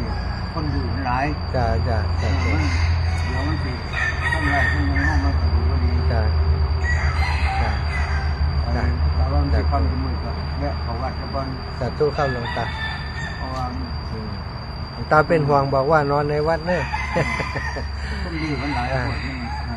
ญาติโยมทั้งหลายเนอะขออนุญาตเนาะถ้าช่วงที่2นี้ช่วงนี้ใกล้งานของหลวงปู่พระครูปฏิภาณธรรมทินวันที่19วันนี้วันที่17 18 19เหลือแห่งวันเดียวเนาะ19ที่จะถึงนี้ก็77 ปีอายุวัฒนมงคลหลวงปู่ แล้วผมจะไปตั้งหมอเขาก่อน สาธุครับหลวงตาครั ตั้ บ งมาหนึ่งเลย สาธุ77 ปีเนาะอายุวัฒนมงคลหลวงปู่พระครูปฏิภาณธรรมทินศรัทธาญาติโยมอีปล่อยอีแม่ตั้งหลายตอนนี้ได้รับทราบว่าพี่น้องกลางลำปางเนอะปนานแก้วมูลปนานมูลบ้านแบบเฟืองก็จะไป1กันรถตู้ปนานนี้ไปเกือบทุกปีนะสนะปนานปูนบ้านแบบเฟืองตอนนี้นี่เตรียมรถแล้วเนาะบ้านแม่เฟืองพอดีว่ามันตรงกับวันอาทิตย์เนาะวันนี้วันที่17วันพุธ18วันเสาร์วันฮือวันอาทิตย์เราเปิดไปได้แล้วก็แม่บัวเย็นจันทบแม่น้อยอินยาสีก็ไป1คันลำปางของเฮาแล้วก็ตังแจ่ซ้อนเมืองปานแจ่ซ้อนเมืองปานก็ไป1กันนะแจ้งหลวงปู่ทราบเมืองปาน1กันแม่เฟืองบ้านเอื้อมในเวียงลำปางไป1กันแล้วก็ในเมืองลำปางไปแห่ม1กันเนาะหลวงปู่3-4กันรถตู้แล้วก็รถส่วนตัวก็จะไปกันหลายคนอยู่ที่ลำปางนี่ก็แจ้งให้หลวงปู่ทราบแล้วพี่น้องต่างเมืองฝางเนาะเมืองฝางตะกี้แม่บัวพัดกุลานแม่จันทร์ศรีสุขาก็บอกว่าทางเมืองฝางก็จะไปเหมือนกันนะทุกลูกงานของหลวงปู่แม่จงดีเขา พี่น้องทางเมืองฝางก็จะปากันมาเนาะหลวงปู่เนาะแล้วก็พี่น้องทางห้วยงูในคิดว่าน่าจะมาเนาะคุณโยมกนกพิชัยนาแล้วก็แม่กนกพิชัยนาแม่บุญปันเขาเนาะพี่น้องทางห้วยงูในแล้วก็ทางเชียงใหม่นี่ไปกันหลายเนาะทางเชียงใหม่ทางดอยสะเก็ดตุ้ลุงแดงเขาตุ้ลุงแดงนี้ไปนอนพุ่นเนาะทุกปีตุ้ลุงแดงท่านอาจารย์พระครูพิวัฒนวิกรมแล้วก็ทางวัดฝ่ายหินก็จะไปดูแลถ่ายทอดออกอากาศเฮือนะกับหลวงปู่งานหลวงปู่ครั้งนี้ตัวทางท่านอาจารย์ผอ.วิทยาลัยสงฆ์นครลำปางผอ.พระมหานพดลสุวรรณเมธีก็วันที่19ติดงานที่วัดพระเจดีย์เสาหลังงานสัตมวานหลวงปู่พระราชจินดานายกซึ่งเป็นครูบาอาจารย์ที่ท่านอาจารย์พระมหานพดลสุวรรณเมธีเคารพนับถือเนาะก็จะเพิ่นก็เลยจะไปวันที่18ไปวันคู่เนอะหลวงปู่ท่านอาจารย์พระมหานพดลผอ.วิทยาลัยสงฆ์นครลำปางเจ้าคณะอำเภอวังเหนือจะไปวันคู่พร้อมกับทีมงานวิทยาลัยสงฆ์นครลำปางตัวทางเชียงใหม่ก็จะมากันหลายทุกปีเลินเนาะทุกปีเลินก็จะปาสถามาตัวแล้วก็งานทุกปีเลินวันที่22ท่านอาจารย์จำเริญ10,000 104,000นามสกุล104,000เปิ้นจะมีงานส่งน้ำพระธาตุที่วัดเดี๋ยวก่อนนะถ้าว่าคุณโยมกนกพิษแจ้งมาว่าวัดอะไรอย่างก็วัดตะโปธารามนี่นะอ่านชื่อเปิ้นบัดถูกจำมาได้ซะทะต้องพอบ่พ่อก็อู้ของเพิ่นพิษเปิ้นก็ส่งมา วัดศรีมหาโพธิ์พระศรีมหาโพธิ์ตะโปธารามวัดศรีมหาโพธิ์ตะโปธารามเนี่ยวัดของทุกปีเลยมีงานในวันที่22ส่งน้ำพระธาตุเพิ่นก็ถือว่าเป็นงานปอยที่งานประจำปีที่เพิ่นจัดทุกปีปีนี้อาตมาภาพแล้วก็ศรัทธาญาติโยมได้ร่วมเป็นเจ้าภาพไปจะเป็นเจ้าภาพโดยตันอยู่เนอะวันที่22อาตมาเป็นเจ้าภาพพัดลม5ตัวแบ่งกันคนตัวเนอะ ใครที่อินดูตู้เจ้ามีตังช่วยกันคนตัวก็ได้ช่วยกันที่อาตมานี่5,000 บาทเนาะได้โอนไปให้กับคุณโยมเปิ่นจัดการเรียบร้อยละนะ5,000 บาทก็มีศรัทธาญาติโยมที่ทำบุญกับอาตมาประจำน้องบุญธิลาโยธาร่วมกับทุกปี2ตัวเนื้อเจ้าอีนะก็ผ่อนไปแหม2,000เนาะถ้าศรัทธาท่านอื่นๆใครจะร่วมบุญด้วยอาตมานี่จองเปิ่นไว้5ตัวก็แจ้งมาเนอะแจ้งมาได้เนาะแจ้งมาได้แล้วก็เป็นเจ้าภาพด้วยกันได้เล็กๆน้อยๆก็ได้100-200ก็ว่ากันไปนะมันเป็นยังก็หอมไปด้วยกันนี่ตะกี้ก็มีสตังค์อยู่ในกระเป๋านี่600 เอาถวายหลวงตาเหี่ย500เหลือนี่100เอาไว้ซื้อน้ำหลวงตาเพิ่นเลี้ยงหมาเลี้ยงหมา14ตัวหมาน้อยสัมปีสัมปอเป็นตาดีอินดูหน้าฮักเนี่ยแล้วก็ไก่100 ป่ายว่าซะท่าซื้อข้าวฮื้อไก่ซื้อข้าวฮื้อหมาบ่ได้ไปต้มข้าวฮื้อหมาเพิ่นว่านะบิณฑบาตกับปอแต่ฉันแต่อันบ่ได้ปอเลี้ยงหมูเลี้ยงหมาอะไรอย่างต่างๆกระหลอกกระแตก็มีนักเลยว่ะเนี่ยตัวเจ้าที่มีความเมตตาบางครั้งบางทีนี่มันจำเป็นนะซะนะถ้าซัดเขาเพื่อเขาได้กินเนี่ยเขาก็ไม่ได้กินนี่อย่างน้องหมามูเนี่ยสตาพอหรอเรามาขอเป็นจัดรายการนี่จ้าเอลูกหลวงตาเอาตังถวายแล้วนะเอาตังให้แล้วนะเอาตังให้เป็นค่าอาหารเธอแล้วนะรู้เรื่องไหมอย่าเห่านะอย่าเห่าหลวงตาล่ะนี่น้องหมาเปิ่นก็เลี้ยงหมาเนาะมาที่นี่ก็เลยเอาตังติดกระเป๋ามานี่ถวายเพิ่นก็หันอยู่ว่าเพิ่นเลี้ยงหมาจริง มีหมามีไก่มีอย่างเยอะแยะเนาะก็เอาบุญต่อบุญไปซะนะเนี่ยมาปะอย่างนี้ก็ได้ทำบุญทำได้เข้ามานี่ก็ได้ทำบุญกล้ามานั่งจัดรายการ500สถานที่แปลงอะไรเพิ่นก็นิมนต์ให้ภาคนี้นะแต่ว่าอยากจะเดินต่อแหมสักอัน กระเดียวถ้าออกจากรายการ17 นาฬิกาเนาะ17 18 19ก็ได้เดินได้แหมชั่วโมงไปก็ยังดีหรอกเนาะเดินได้แหมชั่วโมงไปก่อนเดินก็พักตีนี้ก็ได้แต่ถ้าเดินแหมชั่วโมงไปก็จะได้ไปพักตั้งใดบอกว่าตั้งนาบุญเนาะหัวสถานที่พักจะเป็นไงถ้าเจอป่าจ้าเจออะไรอย่างก็ดีถ้ามันเจอป่าจ้าก็ต้องเป็นวัดเป็นวาตามปกติแหมละส่วนใหญ่ป่าจ้าทางเพศก็จะอยู่ในวัดติดวัดนะติดวัดอย่างตะคืนนี่ก็อยู่ติดวัดนั่นนะอยู่ในวัดอยู่คนละฝั่งของงานติอยู่ของพระสงฆ์ก็พักอยู่ในป่าจ้าสำหรับวันนี้ก็ออกเดินทางตั้งแต่ตีห้า20 นาทีสักตี5 20 นาทีบัดเดียวตี 5มันแจ้งแล้วเนาะตี 5นี่แจ้งละแจ้งสียังกับขวายนี่ตี 5ออกจากวัดสามัคคีวนารามบ้านดงเข็งดงเข็งมีไม้เข็งนักถามเปิ้นแล้วเปิ้นว่ามันมีไม้ชนิดหนึ่งชื่อว่าไม้เข็งเปิ้นเลยชื่อว่าบ้านดงเข็งนี่นะบ้านดงเข็งอำเภอเมืองตอนนี้ก็ยังอยู่ในเขตอำเภอเมืองอยู่ตำบลอย่างจำได้ละนะอยู่ในเขตอำเภอเมืองแล้วก็ต่อจากนี้ก็จะเป็นอำเภอหนองบัวหนองบัวอีกกันเนาะอำเภอหนองบัวจากแล้วก็เป็นอำเภออย่างยาวไปถึงขอนแก่นตอนนี้ที่แรกว่าจะออกไปทางอาตมาจะเดินไปทางมีญาติโยมบอกว่าไปทางวังสะพุงเอาเถอะอาจารย์ออกทางวังสะพุงออกทางเมืองเลยออกไปทางวังทองออกไปทางวังทองออกไปทางทองแสนขันอุตรดิตถ์เอามันจะใกล้นะกึดไปกึดมาเขาวางแผนไว้แต่แรกว่าจะเดินทางไปทางขอนแก่นแล้วก็จะออกทางพิษณุโลกซึ่งสายนี้มันจะโหดตรงที่จากขอนแก่นมันต้องผ่านอันอุทยานแห่งชาติน้ำหนาวเพชรบูรณ์ซึ่งมันจะขึ้นดอยอย่างเดียวขึ้นดอยสูง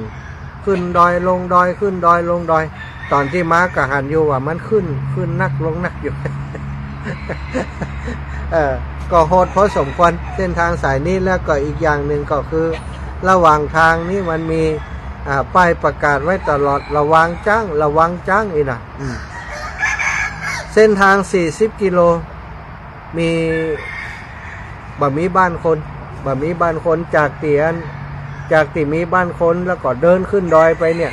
จะไปกลางดอยเนี่ยประมาณ20 กิโลระหว่างกลางนี่จะมีอุทยานแห่งชาติไปขอพักได้นะเขาว่าไปขอพักแถวอุทยานแห่งชาติได้เพราะบางอันนี่ถ้าพักในป่านี่บ่ได้เพราะมันเป็นป่าอุทยานแล้วก็มันจะมีเรื่องของสัตว์ป่าซะอย่างจ้างไก่อย่างกาแล้วก็ฝนตกฝนห้ำนี่มันจะลำบากก็บอกว่าช่วงนี้ก็ฝนลงด้วยนะฝนตกด้วย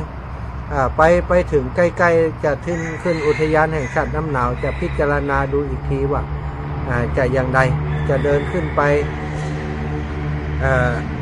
อย่างใดดีเนาะจะเดินขึ้นไปต้องเตรียมเสบียงอย่างใดของฉันแล้วก็เดินขึ้นไปถึงบนปุ้นก็กะว่า20 กิโล20 กว่ากิโลไปพักที่อุทยานแล้วแหมวันนึงก็เดินลงไปจนกว่าจะถึงบ้านคนถ้าถึงบ้านคนก็ไม่ได้อาหารบิณฑบาตหรอกอันนี้ก็คือเส้นทางที่จะไปสายนี้ก็จะโหดน้อยหลายคนบ่อยากให้ไปสายนี้แต่ที่นี้ได้ตั้งใจไว้ก็จะเดินทางไปทางนี้แล้วก็ตั้งใจเอาตามที่คิดไว้ตอนนี้ที่คนศรัทธาญาติโยมที่ดูทาง Facebook จะหันว่าไหลยุงเนอะมันเป็นยุงลายๆตัวน้อยๆนี่เยอะอยู่มันจะครบมันจะกัดต้องไหลมา มือคอยไหลแต่ยุงนี่ก็คือเส้นทางที่จะเดินไปในวันนี้สำหรับวันนี้ก็คงจะไปอีกแหมชั่วโมงปลายนี่ก็จะได้แหมประมาณ4-5 กิโลอยู่จากนั้นบัดแรง19 นาฬิกาก็จะจัดรายการแหมรอบแหมรอบไปที่จังหวัดลำปางเนาะทางลำปางเพิ่นก็ติดตามรับฟังรายการกันอยู่เยอะอยู่เอาละศรัทธาตอนนี้ 16:30 นาทีตะกี้ชั่วโมงแรกอาตมาบ่ได้เปิดสายเนาะเอามาบวกกับชั่วโมงหลังนี้กันแล้วกัน ถ้าศรัทธาญาติโยมอยากจะโทรเข้ารายการมาสู้จาสนทนากันนะโอ้เจ้าโลมาได้เลยกะเจริญปอนแม่นิตยา ท่านจะเดินทางไปที่บ้านนี่อยู่กะ ไปกะสายนี้ล่ะ โอ้ยแม่ก็กลัวให้ กว่ามีคาถาอยู่ มีคาถากับป้องกันดีๆนะเจ้า คาถาหล่นจ้าง เจ้าจะแม่กลัวจ้างนะเนาะ คาถาหล่น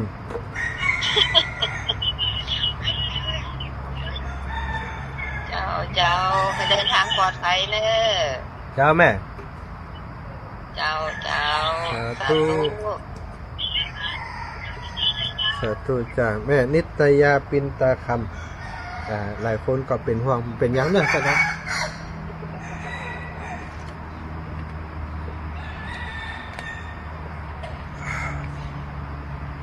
0808844173เนอะแล้วก็ขอบคุณกับศรัทธาญาติโยมเตียนให้หอมเนอะให้หอมร่วมบุญกับโครงการช่วยเหลือเป็นกองทุนการน้ำกับไฟของวิทยาลัยสงฆ์นครลำปางหลายท่านด้วยกันเนอะได้โอนปัจจัยมาแล้วอาตมาได้ส่งหลักฐานไปให้น้องแอมตอนนี้เดี๋ยวให้น้องแอมเปิดพิมพ์มาให้แล้วก็จะได้ประกาศตามนั้นเนาะเจริญปอนแม่ขจรปินใจล่า เดินปานพูดแม่เป็นกำลังใจท่านจะเดินต่อแถมเนอ เจ้าแม่ เป็นห่วงเด้อเนอ เจ้า เป็นห่วงกว่าคนทุกครั้ง ก็มืดอยู่ตรงไหนก็เข้าโฮมหั่นกันไหม บ้านเฮากับชี้มาหน่อยนะตอนนี้นะ อันจังบ้านเฮาเปิดให้ระวังน้ำปลาไหลหลากเด้อแม่เด้อ นะ น้ำปลาไหลหลากช่วงนี้อันมีหลายพื้นที่ตั้งเมืองปานตั้งบ้านขอนี่อันฝนตกนักน้ำปลาไหลหลากความเหล็กสวนไหล บ้าน นะ เฮาบ้านบันนักมัน อันนี้ช่วงนี้เปิดให้ระวัง 2-3 วันเนี่ย เจ้า เนี่ยสาธุเนอะ เราขอบคุณจัดนักเนาะ เจ้าเจริญปอนแม่เพนนะลำพูน มาตรการเจ้า นะจ้าแม่ เจ้ามันนึกถึงมาตีอันนี้มามันสมถึงอย่างไผ่เนาะพอดีตีอันหาหมู่บ้านอย่างตำบลสีหมู่บ้านก็ตำบลประสักนี่มันมีหนทางแล้วก็มีหมาจรจัดเนี่ยแล้วเอาอาหารผสมยาทุกคนเนี่ยโอ้ไม่ตายเลยค่ะตายเป็นเศร้าเนี่ย โอ้ย หันแล้วมันใจหายก็เจอหันมันหล่นเล่นกันนี่เนาะเวลาเขาไปธุระทางนั้นเนี่ยมันนึกถึงเนี่ยโอ้ใจหายขนาดนั้น เป็นกรรมเขาน้องเขาก็จะได้ปนได้น้องเขาได้ไปสวรรค์ปะแต่เว้นกรรมคนทำไม่แม่เขาต่อไปเขาก็จะโดนอย่างนั้นบางคนมีแต่ไหนแม่กินเขาเคยหันนะคนที่ชอบเบียร์ซัดเบียร์อย่างนี้สุดท้ายเขากินยาตายคนเดียวเขาแม่ทรมานอย่างซัดตีมันอย่างนะนะอันนี้มันได้แจ้งแต่ว่ากรรมเขาเดินไปตั้งขอนแก่นเนี่ยแม่ออกขอนแก่นออกน้ำหนาวเนี่ยออกไปเพชรบูรณ์ออกไปพิษณุสุโขทัยเจ้าเดินทางปลอดภัยเนอะเจ้าขอบคุณอีแม่นะเจ้าสาธุเจ้าขอบคุณทุกคนที่ร่วมบุญร่วมกุศลกันมาเนอะทุกงานทุกการที่ประกาศไปอันนี้ตังใดนี่แจงหัวลิ้นเมียงฝังเจ้าสาธุเจ้าลูกพระมหาเป็นห่วงจังเลยบุญมันมืดฝนมาเนี่ยที่วัดนะตอนนี้ยังตัดสินใจพักจ้ะหลวงตากับจอนอยู่แต่ว่ายังอยากจะเดินเห็นชั่วโมงถ้าฝนตกก็จะไปมันก็คึมอยู่เจ้าตัวอะไรยังเลยเจ้ามาต้องห่วงแบบสบายมากเจ้าอยู่ดีมีสุขเดินทางปลอดภัยเน่เจ้าพี่น้องเมืองฝางแม่จันศรีสุขาแจงหอลินเนอะศรัทธาญาติโยม0808844173เนาะสำหรับอันวิทยาลัยสงฆ์นครลำปางนะศรัทธาก็ที่ตอนนี้เนาะที่อาตมาได้แจ้งไปก็คืออาตมาจะเอาปัจจัยไปถวายเป็นพระป่าช่วยเหลือเรื่องอันค่าใช้จ่ายของสถานีวิทยุในวันที่31นะ 31 เดือนพฤษภานี้เจริญปอนแม่สมบูรณ์บ้านไร่ศิลาทอง เจ้าไว้สาลูกแม่ก็เป็นห่วงน้องข่าวว่าตั้งไม่เคยได้นึกถึงหลวงพ่อดีเนาะเปิ่นได้ช่วยปกปักรักษาลูกแม่ก็ได้อยู่ดี เจ้า ไปดีมาดี เจ้า เราคืออย่างมีสิ่งศักดิ์สิทธิ์อยู่มาปกปักรักษา เจ้า แต่เป็นห่วงคนตาถึงไม่สั่งทำไม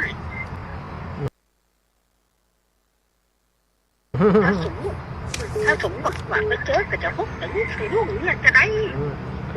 หนังพอไหมนั่นกับกลัวไหมเนี่ย นึกถึงหลวงพ่อเกิดเป็นบ้านรักษา ถึงตอนนั้นมากับบุญอย่างเดียวเนาะแล้วป้าเต็มก็สาธุเจ้า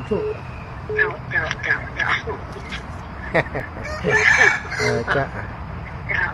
าเจริญพรแม่วิบุญสว่าง วัน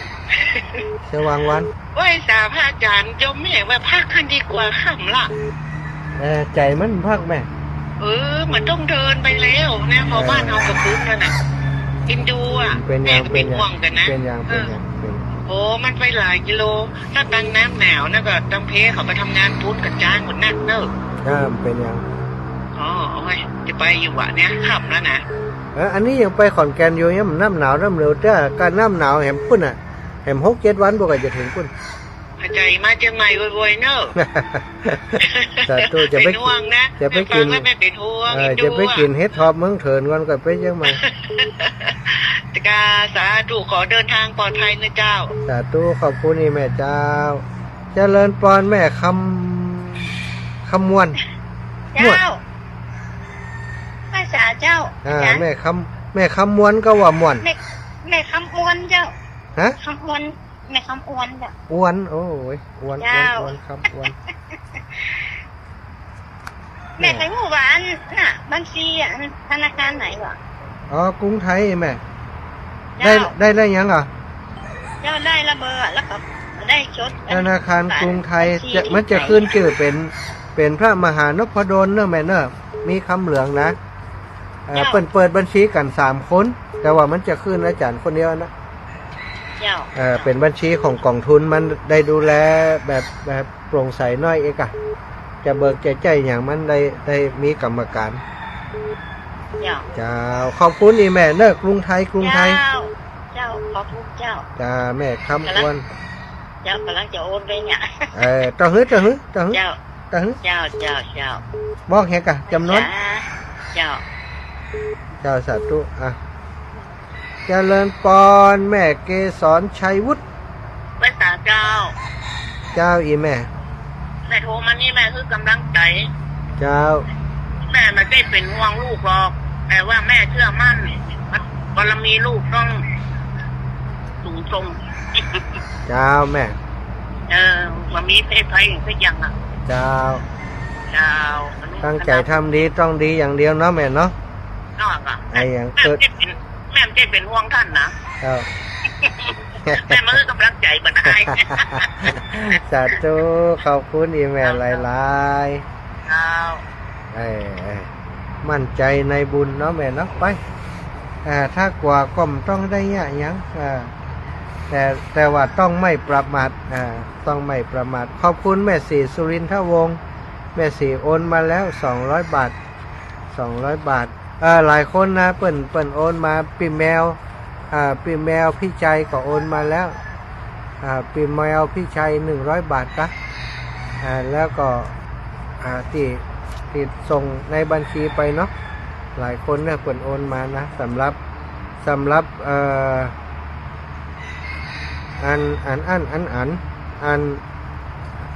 รายการการน้ำกับไฟเนาะการน้ำกับไฟแม่ทองเครือชัยคันธาคุณสุรภาอัมพันธ์คมกิจอัมพันธ์สุรชาติวาสนาอุปป้อนางสาวธัญพัฒน์กิรตาพันกุลรวมกัน เป็น396 บาทนี่ต้องขอบคุณหลายๆเด้ออันนี้ทุกงานทุกการนะเพิ่นช่วยตลอดสาธุคุณโยมส่งกำลังใจมาสาธุเนอพี่น้องห้วยงูในเนอะรับทราบพิมพ์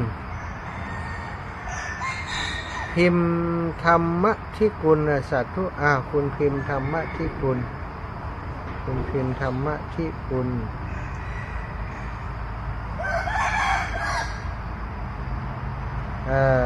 ศรัทธาญาติโยม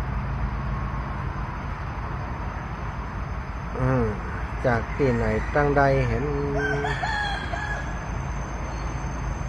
ขอดูรายการ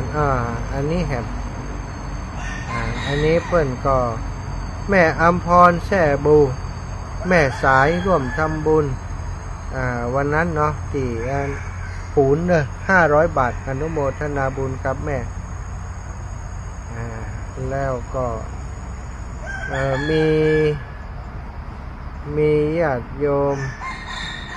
นางสาวเนตรนภาคำป่าแล้วอันนี้ก็คือแม่ซุกคำป่าแล้วเนาะได้ร่วมบุญกับน้ำกับไฟ200แล้วก็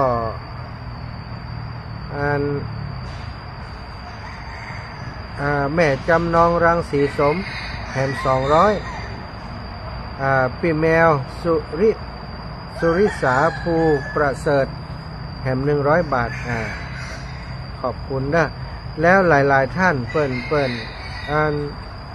จะรวบรวมกันก่อนแล้วก็โอนมาทีเดียวก็เลยบอกว่าอย่างอันถูกต้องละเนาะ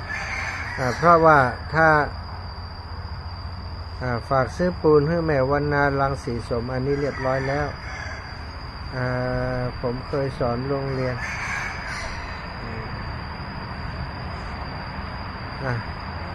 แม่จำนองรังสีสม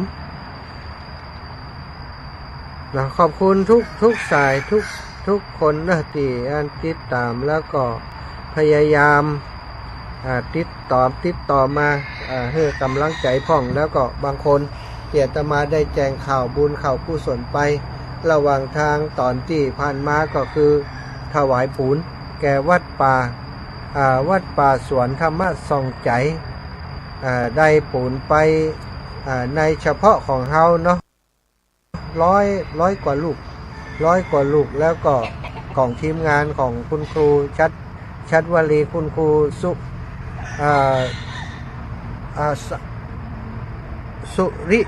ุริวัฒน์คุณครูสุริวัฒน์กับคุณครูชัดวลีความญาติธรรมของเปิ่นได้ทั้งหมดรวมกันเป็นของเฮาโดยนี้เป็น400 แก่น400 แก่นพอดีครบจบโครงการเนาะสำหรับสร้างศาลาการประเรียนเทพื้นศาลาการประเรียนเทพื้นห้องครัวแล้วก็ศาลาเนกประสงค์วัดป่าสวนธรรมะส่องใจก็ถือว่าได้สร้างบุญ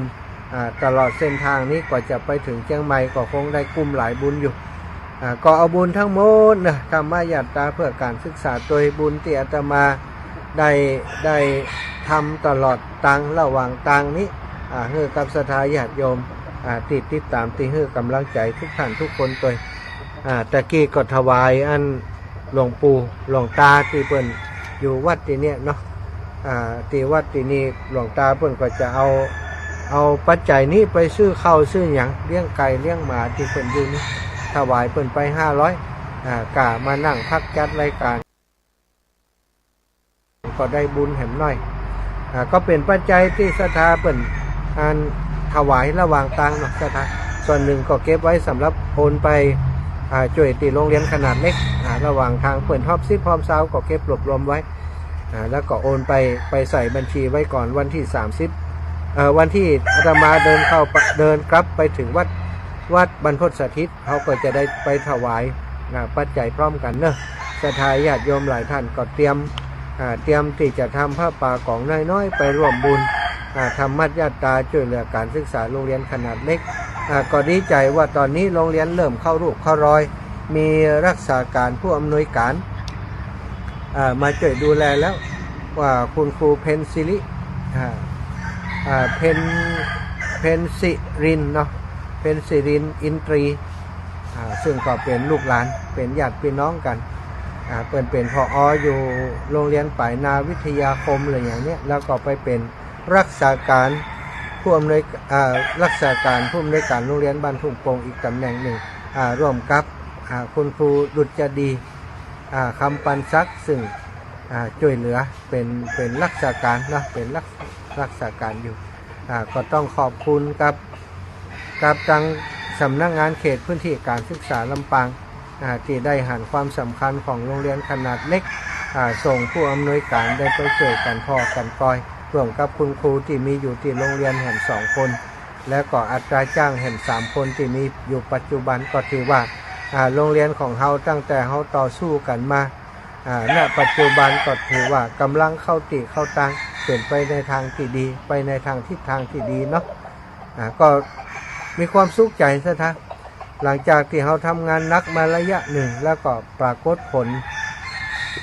ผลว่าได้รับความใส่ใจได้รับความสนใจจากผู้ปกครองนักเรียนเอาลูกเอาอย่างมาเฮียนเคยเอาไปเฮียนที่อื่นก็เอาปิกกลับมาเฮียนที่เดิมแล้วก็ตอนนี้ทางเขตก็หันความสำคัญส่งผู้อำนวยการของไปรักษาการทำหน้าที่ตัวแล้วก็เขาก็มีอัตราของคุณครูจริงๆคุณครูแต้มาแหม1 ตำแหน่งก็เท่ากับว่าเดี๋ยวนี้ที่โรงเรียนทุ่งโป่งเขามีอัตราที่เป็นคุณครูข้าราชการประจำ2แล้วก็ข้าราชการที่เป็นรักษาการผู้อำนวยการแหม1 ตำแหน่งเป็น3เนาะถึงเปิ่นจะอยู่2 โรงเรียนแต่ก็ถือว่าเขามี3แล้วก็อัตราจ้างตอนนี้ก็คงจะจ้างที่ถึง3 คนจนกว่าที่จะหมดปีงบประมาณและละออนที่เขาจ้างไว้เขาได้งานที่อื่นถ้าบางอันเขาก็จะไล่ไปออกก็อินดูเขาอาตมาก็ไล่อู้กับกรรมการการศึกษาและก็คุณครูไว้ว่าจ้างเปิ่นไว้จนเปิ่นได้งานใหม่เนาะถ้าจะเอาไผออกจะเลิกจ้างไผมันก็ดูกันไรอยู่เหมือนกับว่าตอนที่เขามีความลำบากเนี่ยเปิ่นได้มาช่วยสอนช่วยอย่างทำให้ละอ่อนเขามีความสุขแต่ตอนที่เขาพร้อมเขาจะสลัดเปิ่นออกมันก็เป็นสิ่งที่ถ้าเป็นเพื่อนฝูงกันเป็นมิตรภาพก็ถือว่าเป็นการตัดทอนมิตรภาพซึ่งกันและกันก็จะรักษาตรงนี้ไว้ฉะนั้นที่เดินธุดงค์ธรรมยตราในคราวครั้งนี้ก็จะนำปัจจัยเนี่ยไปสมทบเป็นปัจจัยหรือว่าสตังค์จ้างครูอัตราจ้างแถม3 อัตราสนับสนุนการเรียนการสอนของโรงเรียนทุ่งโป่งต่อไปก็ขอบคุณนะศรัทธาญาติโยมที่ทุกท่านทุกคนที่เป็นกำลังใจให้อาตมาตลอดในช่วงที่เดินธุดงค์ธรรมยตราก็เป็นห่วงเป็นใยติดตามว่าถึงไหนแล้วยังได้ถ้ามีกิจกรรมระหว่างทางก็ร่วมบุญกับอาตมาตลอดหลายคนก็ถามว่าอันของโรงเรียนเนาะว่ายังได้บาหานอาจารย์ได้อู้ถึงของโรงเรียนนั้นอาตมากะว่า เดินทางไปถึงที่ภาคเหนือก่อนนะเริ่มจะรณรงค์ตั้งแต่เดินทางจากเมืองลี้ไปถึงที่พระธาตุดอยสุเทพก่อนนัดหมายศรัทธาญาติโยมผู้ฟังจากทางเมืองลี้จากทางบ้านโฮงจากทางเชียงใหม่ลำพูนอย่างต่างๆกับตลอดเส้นทางถ้าใครอยากจะร่วมบุญโดยก็คือเป็นจัดเป็นผ้าป่าเป็นของเป็นชุดเอาแล้วจะได้รวบรวมส่งให้กลางโรงเรียนเป็นชุดไปจนไปถึงพระธาตุดอยสุเทพจากพระธาตุดอยสุเทพอาตมาก็จะทำเดินกิจกรรมนี้รณรงค์จากดอยสุเทพไปจนถึงวัดบรรพตสถิตช่วงนั้นก็จะนิมนต์ครูบาอาจารย์ที่เป็นทีมงานนะตั้งเชียงใหม่ก็จะมีลูกตะวันทุกปีนุ่มเขาพี่น้องครูบาอาจารย์ที่วัดฝ่ายหินที่หู้จักกันก็จะเดินธุดงค์ในช่วงของที่อยู่เชียงใหม่อยู่เชียงใหม่ไปลำพูนไปตังสถานที่ต่างๆอาจจะวนเวียนอยู่แถวนั้นแถวเชียงใหม่ตามที่ศรัทธาเปิ่นนิมนต์ไปหมายความว่าเปิ่นจะร่วมบุญกับโครงการโรงเรียนขนาดเล็กก็จะไปทำกิจกรรมเอาแถวเชียงใหม่เพราะว่าจากตังเพศนี่เขาบ่สามารถจะทำกิจกรรมอย่าง นักใดอยากจะเดินอยากจะเดินปั่มเปงนักกว่าขนาดที่จัดรายการนี้ก็ถือว่าอันได้ประชาสัมพันธ์ไปพอสมควรเนาะทำความเข้าใจให้ศรัทธาไปพอสมควรแล้วก็เท่ากับว่าโครงการธรรมยตราเพื่อการศึกษาก็ได้อู้จามาอย่างต่อเนื่องมาได้ละได้เลยอย่างที่บางคนคิดและเป็นห่วงมันจะได้ตังว่าอาจารย์อันนั้นบ่ฮู้นะถ้าศรัทธาญาติโยมเปิ่นเข้าใจเปิ่นเอ็นดูหันโครงการนี้อาตมาเดินบัดใจง่ายๆเดินจากพระธาตุพนมกว่าจะถึงเชียงใหม่เวลาเป็นเดือนไปอินดูเปิ่นเนาะหมู่เฮาช่วยกันเนอะเปิ่นช่วยโรงเรียนเนี่ยอาตมาคิดว่าถึงใกล้ๆเปิ่นศรัทธาเปิ่นจะตัดสินใจกันก็ต้องขอบคุณเนอะศรัทธาอีปอยอีแม่ทั้งหลายเอาละเนาะวันนี้ไผจะโทรมาแหมก็มีเวลาแหมประมาณ10นาที 4-5 นาทีประมาณ5นาที0808844173 0808844173เนอะไปยังบ่ได้โทรกำเตี่ยก็โทรมาพี่น้องลำปางโลมีเมื่อกี้สายนี่ลำปางแม่สมบูรณ์เหียแม่บัวเย็นจันทบล้อมเมื่อคืนเพิ่นกันเนาะแม่ดูแล้วน่ากลัวขอให้พระอาจารย์เดินทางปลอดภัยตัวทางสาธุสาธุเนอะเจริญปอนครับศรัทธาญาติโยมติดตามทุกท่านทุกคนบางพ่องเปิดติดตามทางอัน Facebook เนาะบางพ่องเปิดก็ติดตามทางอันทาง YouTube นะโยมแม่จันเรือนใส19เจอกันเจ้าเจริญปอนโยมแม่พระครูโสพลพัฒนวิกรมไม่มีใครได้ทุกอย่างดังใจหวังและไม่มีใครพลาดหวังทุกอย่างไปใช่แล้วอาจารย์เนอะทุกอย่าง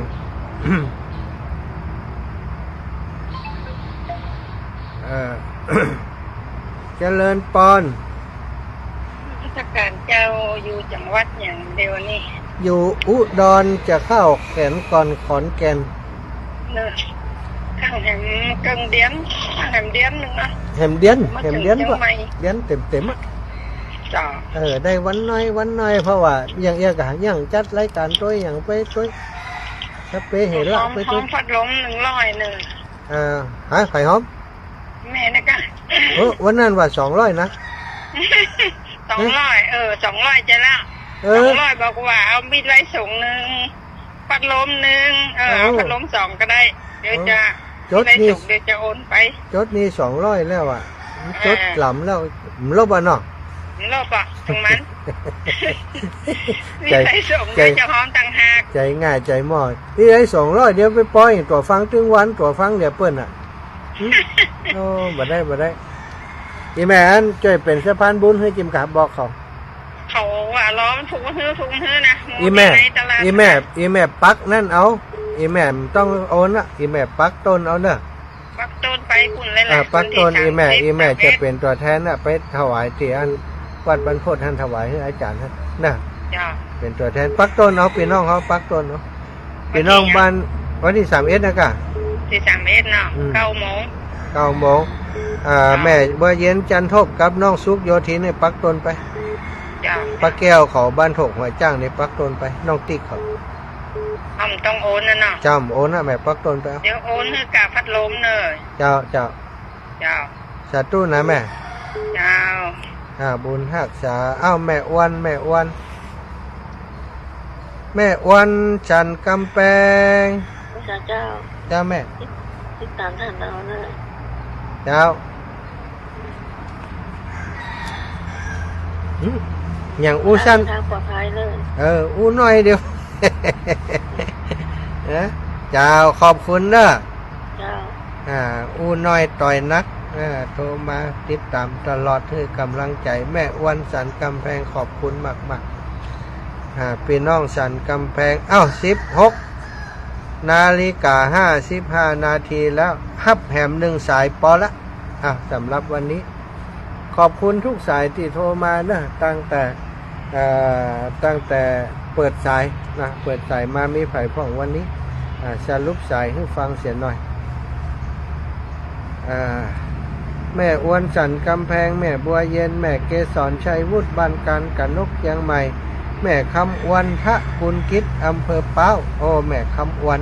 แม่อุ้ยบุญสว่างวันปาลานสันทรายแม่สมบูรณ์วงแสนบรรไดศิลาทองแม่จันทร์ศรีสุขาแจงหัวลินฝางแม่เพนณลำพูนแม่ขจรปินใจล่าบ้านห้วยเรียนเวียงตานห้างชัด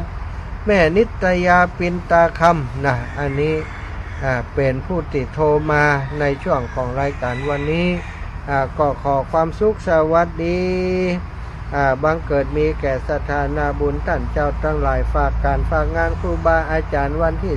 19จะไปลืมเน้อวันเกิดอายุวัฒนมงคลหลวงปู่พระครูปฏิภาณธรรมทินวัดพระธาตุจอมพออำเภอเวียงป่าเป้าจังหวัดเชียงใหม่จังหวัดเชียงไฮ้ แม่บัวลอยแรงจริงไปจิมเนอร์อีแม่ให้ไปหาหลวงปู่จิมเนาะขอบคุณครับศรัทธาญาติโยมทุกท่านทุกคนที่ติดตามรับฟังรายการสารธรรมยามบ่ายวันนี้แทนครูบาอาจารย์ท่านพระครูอภิวัฒนวิกรมเนอะทำบุญสุนทรทานทำกินการกินการทานอะไรอย่างตั้งคิดใจปรารถนาบุญใหญ่เอาไว้ศรัทธาปรารถนาให้ได้มีดวงตาหันธรรมของพระสัมมาสัมพุทธเจ้าเนอะแล้วบุญอื่นๆก็จะติดตามมาภัยบายากเป็นคนยากคนจนก็มันทำบุญสุนทรทานสร้างบุญสร้างกุศลเอาของภัยของมันบุญนั้นเป็นของภัยของมันทำแล้วภัยมาป่นมาจีมาชกมาชิงของเฮามาได้ก็ติดตัวเฮาไปตลอดทุกภพทุกชาติเอาละความสุขสวัสดีบังเกิดมีแก่ศรัทธาหน้าบุญท่านเจ้าทั้งหลายโยมพ่อโยมแม่โยมปี่โยมน้องทุกทิศะพี่น้องเมืองฝางเชียงวัดจังเชียงไฮ้จังเชียงใหม่ทุกท่านทุกคนเนออายุวันโนสุขังพลังนิพพานังปาระมังสุขา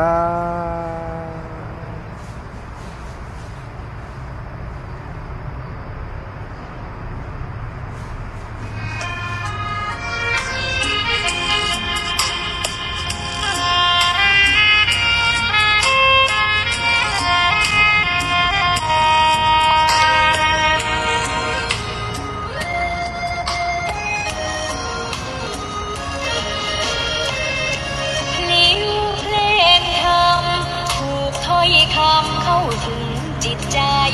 ฟังรายการวิทยุเสียงใสส่งถึงใจ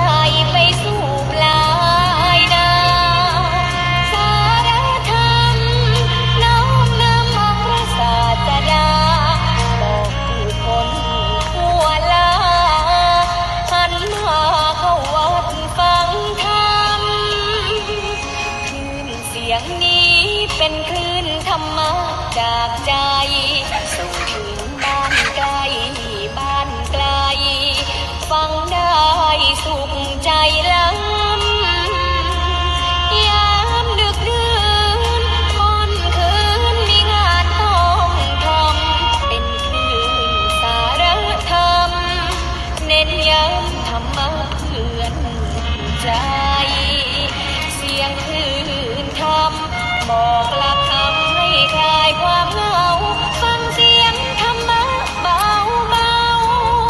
บอกเล่าถึงคนบ้านไกลสื่อธรรมะบอกหลักละระหว่างด้วยใจสื่อไปถึงสวงใน